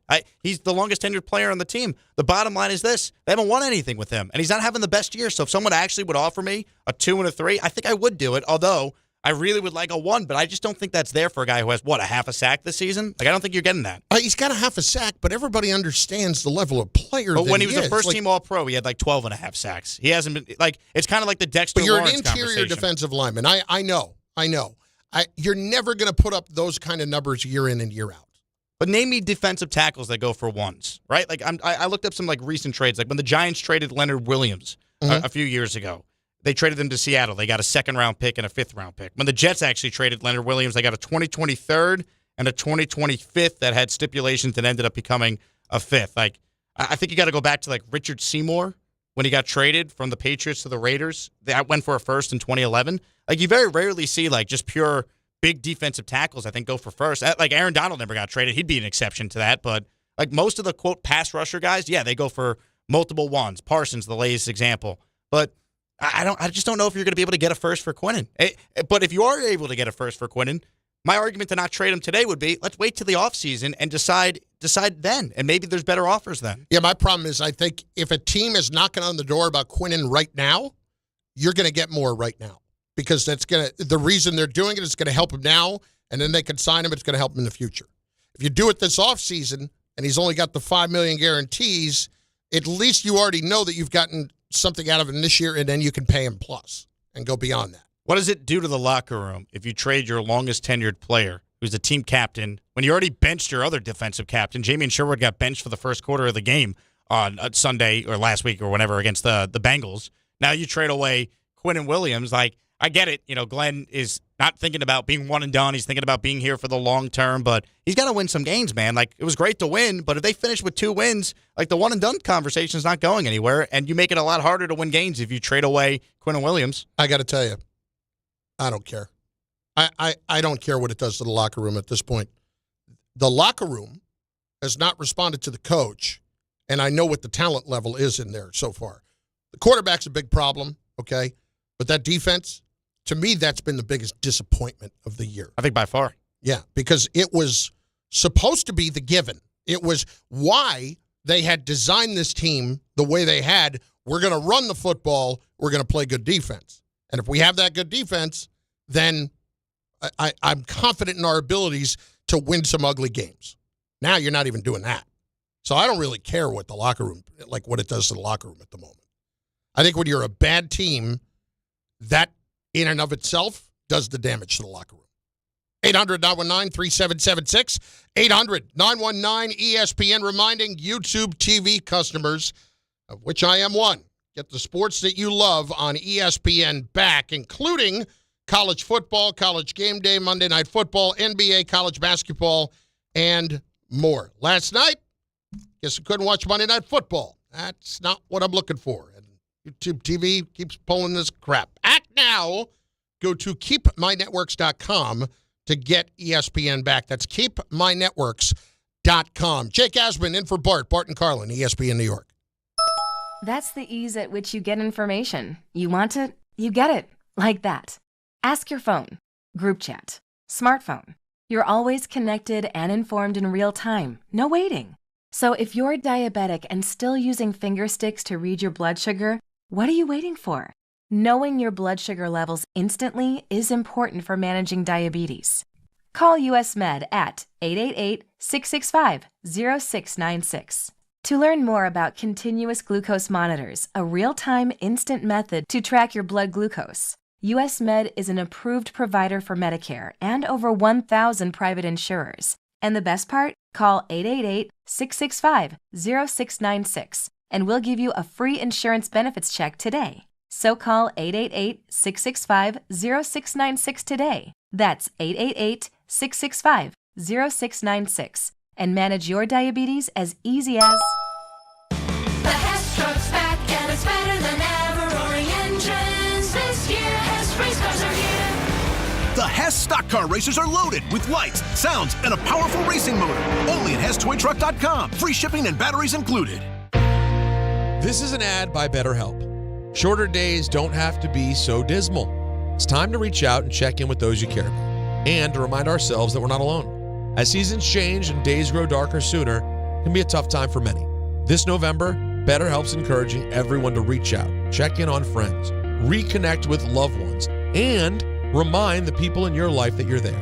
BetterHelp does the initial matching work for you so you can focus on your therapy goals. Short questionnaire helps you identify your needs and preferences, and our 12-plus years of experience and industry-leading match fulfillment rate means we typically get it right the first time. If you aren't happy with your match, switch to a different therapist at any time from our tailored recommendations. This month, don't wait to reach out. Whether you're checking in on a friend or reaching out to a therapist yourself, BetterHelp makes it easier to take that first step. Our listeners get 10% off their first month. Just call pound 250 and say the keyword timeout. That's keyword timeout after calling pound 250. There he goes to the 20, 10, 5. That's a Jet touchdown. That's a Jet touchdown. Jets fans, be there at MetLife Stadium to see the New York Jets take on the Cleveland Browns on Sunday, November 9th at 1 p.m., presented by Verizon. Don't miss your chance to experience the excitement of game day at MetLife Stadium and cheer on your Jets. Lock in your seats at nyjets.com/tickets and get ready to clear the runway. When you're hiring, have you ever felt like you're missing out on meeting truly great candidates for your roles? It seems impossible to find them, but they have to be out there somewhere, right? Well, they're not hard to find when you know where to go, and that place is ZipRecruiter. And right now, you can try ZipRecruiter for free at ZipRecruiter.com/ESPN. ZipRecruiter helps 10 million people with their job search every day. And because these people are actively looking for jobs just like yours, it's easy to find the right person right away. In fact, 4 out of 5 employers who post on ZipRecruiter get a quality candidate within the first day. But if you're not using ZipRecruiter, you're missing out. So see what it's like when the impossible is easy.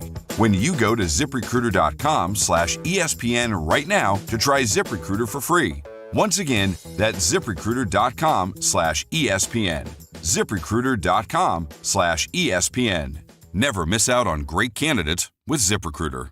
YouTube TV customers, get the sports you love on ESPN back, including college football, college game day, Monday Night Football, the NBA, college basketball, and more. Act now. Go to keepmynetworks.com to get ESPN back. Hey, fans! Welcome back to Fansville's Cheers and Tears. Oh. Okay, so like everybody deals with losing, right? To a rival on a last-second field goal. Whatever, it's fine. I'm totally fine. But I cope with losing with an ice-cold Dr. Pepper. Those 23 flavors are like so delicious. They totally wash away the pain of your college football team taking a big fat L. College football, it's a pepper thing. Paying extra for tire care is BS. You know, bad service. So at Midas, we're rolling out our BS-free tire guarantee, included with paid installation and tax on every purchase. You'll pay nothing for flat replacements, nada for flat repairs, and zilch for tire rotations every 5,000 miles. That's $0 for all that. So with this limited lifetime tire guarantee, you'll pay a whole lot of nothing compared to what the other guys charge for tire care. That's the BS-free tire guarantee, only at Midas.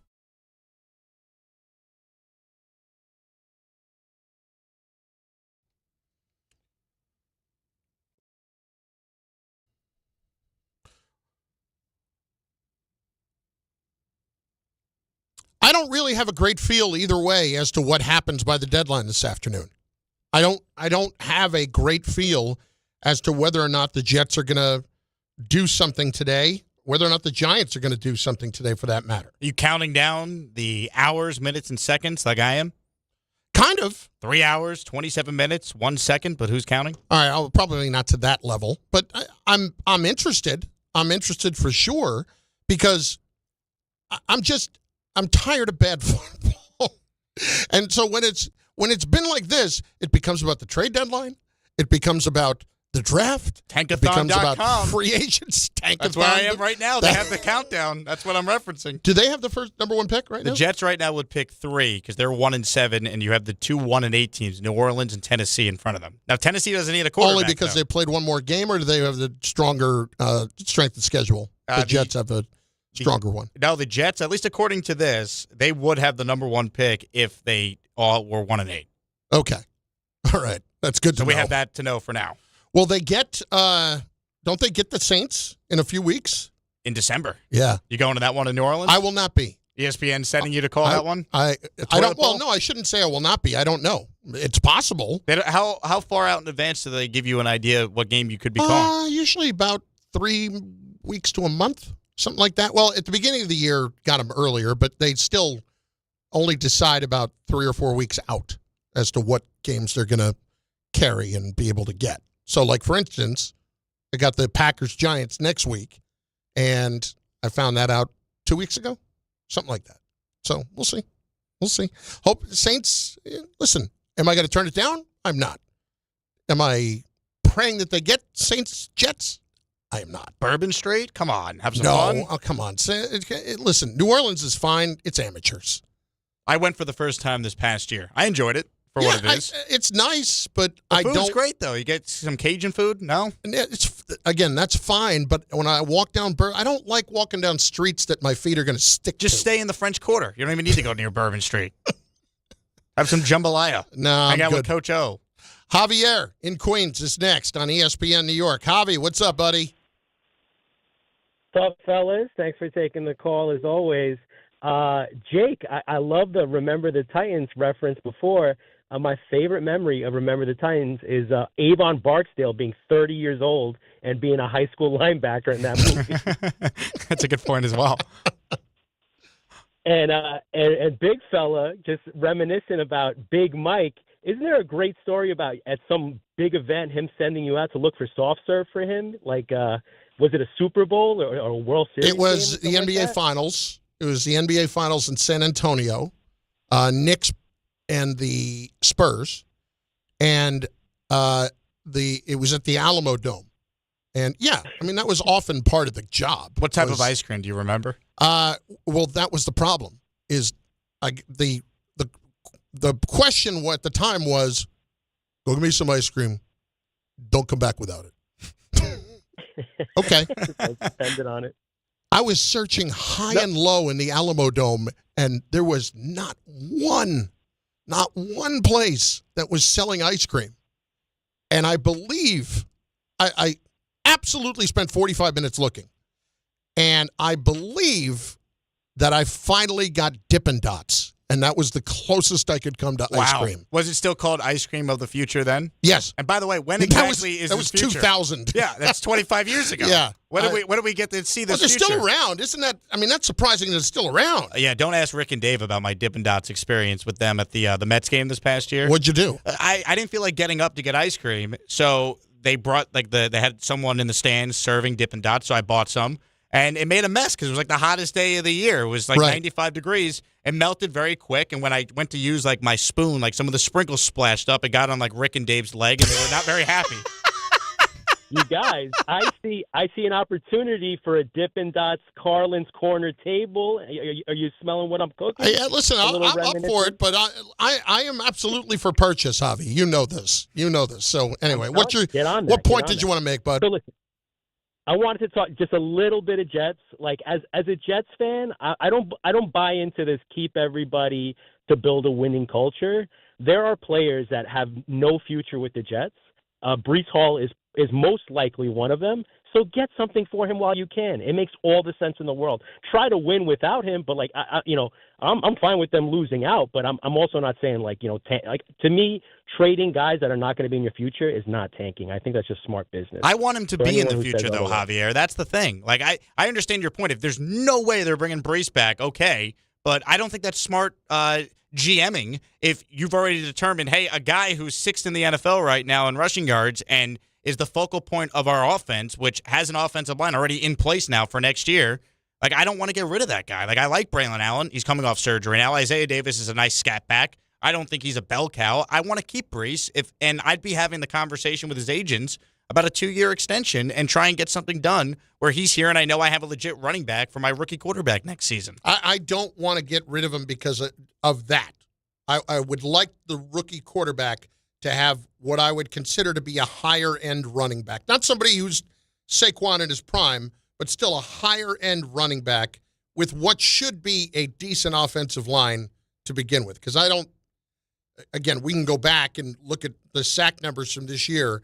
I would love to go back and assign a percentage that was due to Justin Fields as opposed to the offensive line. All I know is that Justin Fields and Tyrod Taylor hold on to the football longer than any quarterback in the league this year. So when you're holding on to the ball that long, you can't expect offensive linemen to block for 3.5 seconds. That's not how it works. So a lot of these sacks, especially the game in London when he got sacked 9 times, that was all on Justin Fields. That wasn't the offensive line. That's not the least. You got to get the ball out. And that's why he had success, by the way, against an awful Bengals defense. Fields had the most time to throw among any quarterback that week. And, if you have a lot of time to throw, even guys like, Arian Smith and Isaiah Williams and Tyler Johnson can eventually get open against NFL players.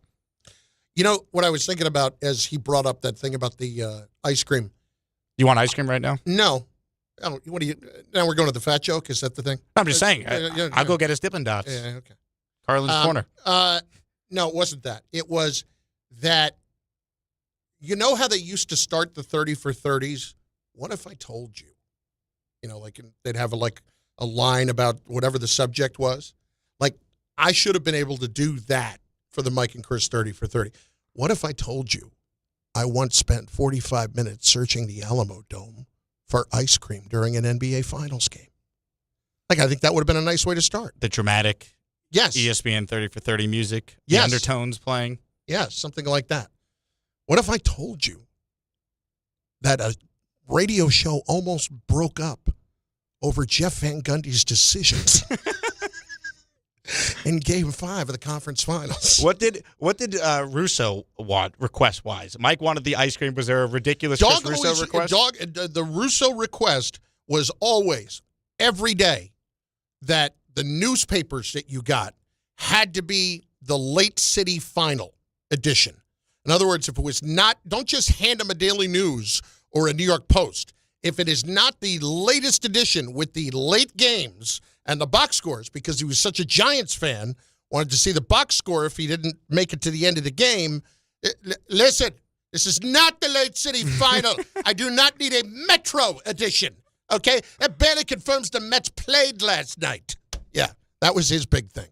And then also if you would order lunch, it would be, I will have prosciutto on a roll, a little mayo, no mustard. I love that. That's people have asked because I've met Chris a bunch, and he's from Syosset, so that's where I'm from. So I've known him a while. And people are like, "Oh, what's he like?" I'm like, "He's the exact same way on the air as he is off air. It's not he's literally a cartoon character. That's just him. There's no on or off button. He's exactly who he is on or off the air." That is absolutely true. And you talk about somebody that would revel in other people's pain. Oh yeah, there's never been one who's been better at it. We used to do this thing during the holidays where they would be off. Mike and Chris would be off. And I would still have to work and produce for whoever was filling in. Now, for me, I kind of treated that like a feed-up day. If I don't have to deal with the stress of the two of them, okay. But sometimes you had some hosts who were a little more high maintenance than others. So Dog would do this thing in the middle of it where he would try to drag you into one of his bets. So he'd be betting on one of the college bowl games. And I will never forget. It was the first year they played that bowl game in Idaho on the Smurf turf. The Idaho Potato Bowl? Yes. Wow. It was the first year they did that.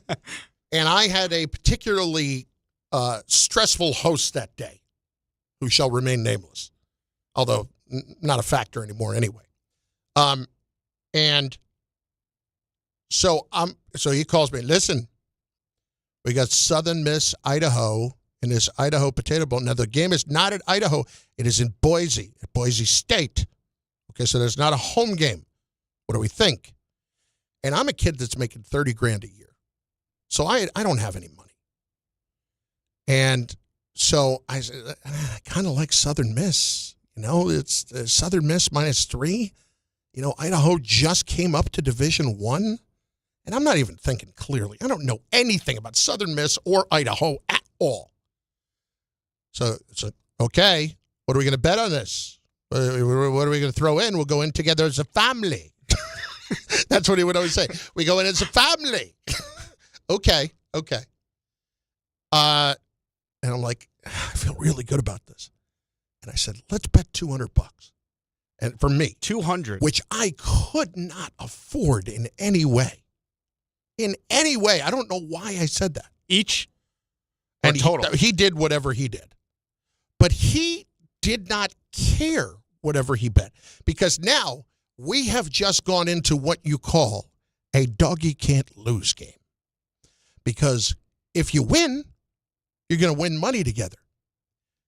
If you lose, he gets to torture me all day long.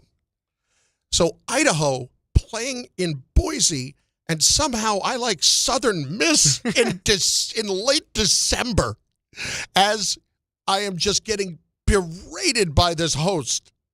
And the phone keeps ringing every 5 minutes. Oh, my God, Idaho scored again. Do you believe this? Holy crap. How you feel? And so we used to call them the dog you can't lose games. And because you were betting with him, it was his guy. So he had a little card where he would write down how much you owed him. Like on an index Carlin, card? $200. Yes. And he would hold it up for every time you didn't pay, every time you ticked him off or you hadn't paid him or whatever. So I at one point, like, they had been very good to me, the two of them. At different times in life, like I'm getting into an apartment or things like that, they would float me some money, But I was very important to me to pay them both back when I could. So I did at the end because Dog had whatever that number was down to a T in his mind. And at one point, that number was like $3,200 or something like that. And he's just like, oh, really? What about $3,200? Can we do something about that? You'd never hear the end of it. No, never. Never hear the end of it.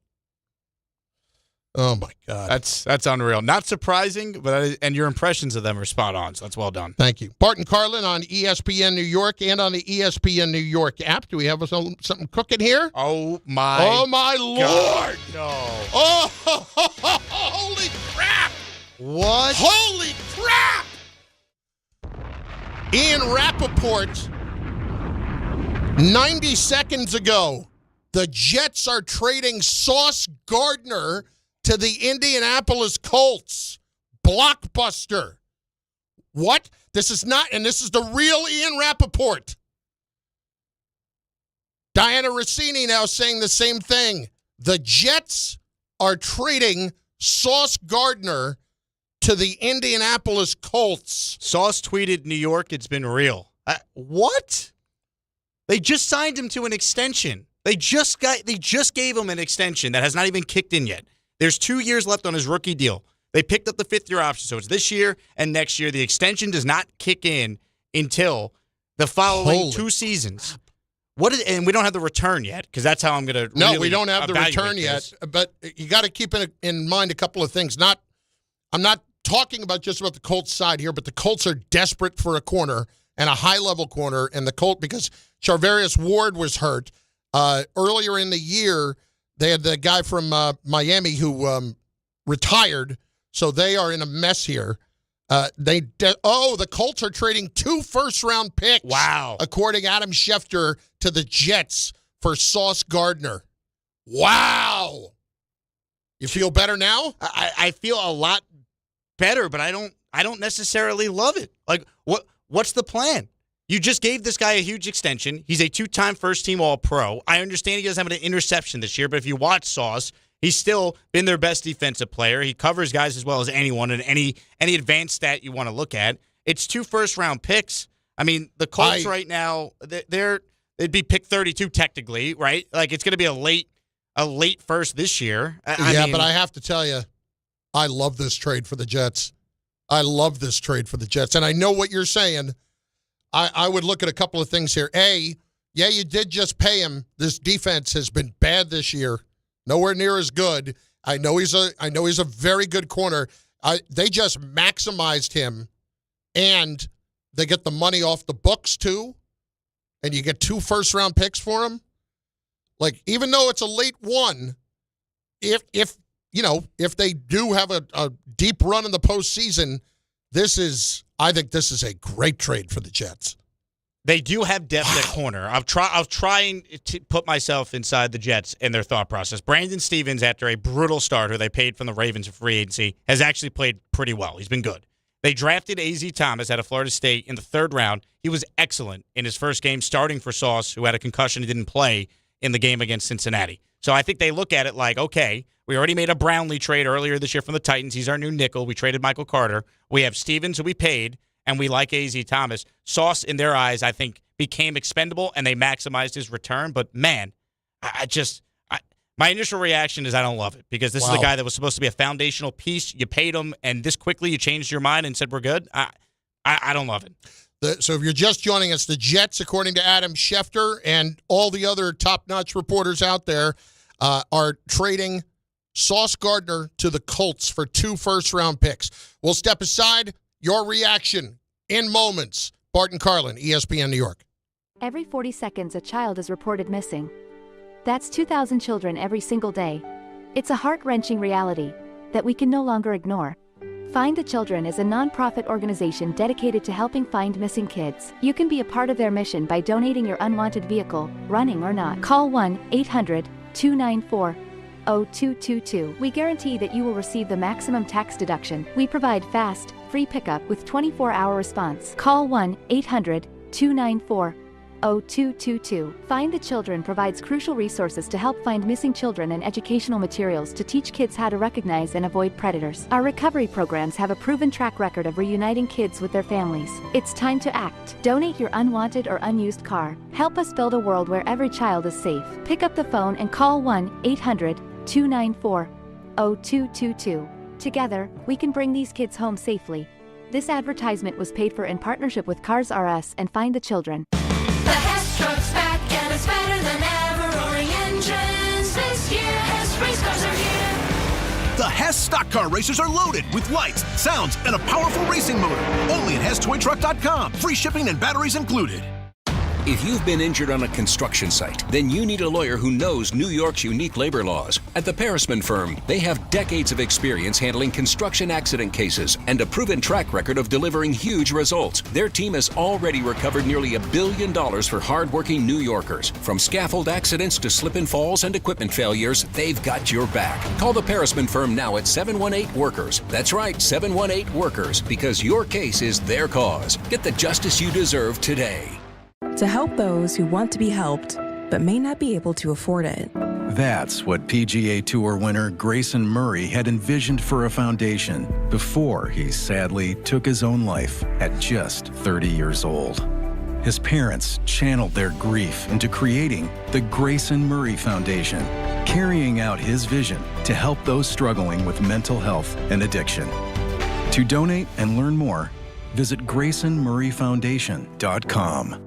Every great team has its core players, but when the season gets tough, adding the right free agent can make all the difference. The same goes for business. At Robert Half, we found that 67% of companies surveyed plan to increase their use of contract talent to handle workload peaks and backlogged projects. With Robert Half's specialized recruiters' experience, combined with our award-winning AI, you can quickly find the skilled candidates you want. At Robert Half, we know talent. Discover how we can help at roberthalf.com/talent. A SoFi personal loan is here to help you achieve something once thought impossible: overcoming high-interest credit card debt. Walk the tightrope of your finances with one low, fixed-rate monthly payment, no fees required, and as soon as the same-day funding. That's right. Pull off your own debt-defying stunt with a SoFi personal loan. Visit SoFi.com/trick to learn more. Loans originated by SoFi Bank, N.A., member FDIC. Terms and conditions apply. NMLS 696891.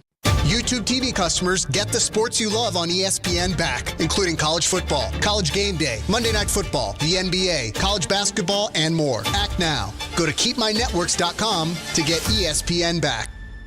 Fight fans, Bud Light and ESPN New York are sending you to UFC at Madison Square Garden. Tap the Bud Light tile on the ESPN New York app and enter for your chance to win a pair of tickets in the ESPN Suite. Catching the action alongside ESPN New York's Peter Rosenberg. Listen and enter through the Bud Light tile to score your shot at the ultimate fight night. Bud Light is proud to be the official beer sponsor of UFC. Bud Light, easy to drink, easy to enjoy. Enjoy responsibly. Anheuser-Busch Bud Light Beer, St. Louis, Missouri.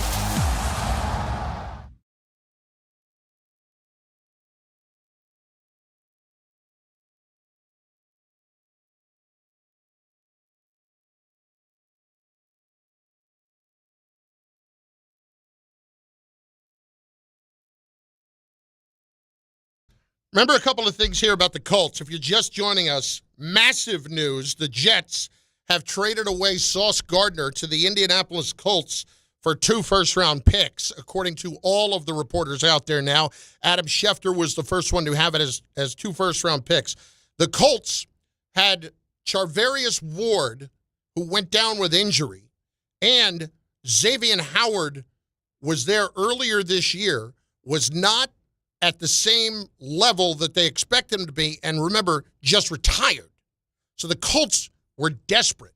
And listen, I think this is absolutely a great move by the Jets. I think this is a great move by the Jets because you have just fleeced a team. You gave them a great player, but you got all of that money off of your cap for next year and the coming years with the extension you just gave them. They know what the controllable money is now, and you got them to give you 2 first-round picks, so you now definitively will have the ammo to get your quarterback if you believe he's there this coming year or potentially the year after. It gives you ammunition, and if you were going to trade Sauce, it had to be a package like this where you go, okay, I understand it, right? We talked about this earlier with Quinnen Williams. Like, if you're going to trade him, it has to be, all right, I get why they did it. The Jamal Adams deal with Joe Douglas in 2020, you got 2 first-round picks, no-brainer for a safety. Sauce, it's tricky, though, because to me there's a lot more to the story we don't know yet, right? How is a guy that you're already extended, that the head coach called a foundational piece, him and Garrett Wilson being a part of this, that you've already determined 8 games in, he's expendable? And I get it, it's a big return, but the first-round pick this year is going to be at the end of the first round. Who knows where it's going to be next year? And are you that sold on A.Z. Thomas as a third-round pick that he's now going to be inserted into the starting lineup and replace a 2-time All-Pro? Brandon Stevens has been a lot better, I'll give you that, but he was awful the first couple of weeks of the year. Like, now he's your number one. I get it. I understand it's a big return. I think there's a lot of questions, though, when you trade a guy who you called a foundational piece, and then 8 games in, you're saying, we're good. We're going to trade away a 2-time All-Pro. But when you get that kind of offer, you have to take it. It's like you may not want to do it, but they're giving you 2 first-round picks. You have to hit on the picks. And you're 1-8. Right, but whatever you are. You're 1-8, but he's a 25-year-old All-Pro corner that if you ever do turn it around, he's going to be a big part of it. Teams need corners and pass rushers. You just traded away a corner. Colts are sending their first-round picks in 26 and 27, plus a player to the Jets, according to Tom Pelissero. Jonathan Taylor? I don't believe it'll be that. I don't believe it'll be that. But plus a player, they have not said who the player is as of yet. So, oh boy. Well, my day is officially taking quite the turn here. Well, Michael Kay is up next, and his day just took a turn as well, as he will have all of this covered for you, plus the boys this afternoon. This is a phenomenal. Well, I know you don't love it as a Jet fan. And I know you got your own show this afternoon? Oh, we'll be live on YouTube the second I get home for hours. It's going to be crazy.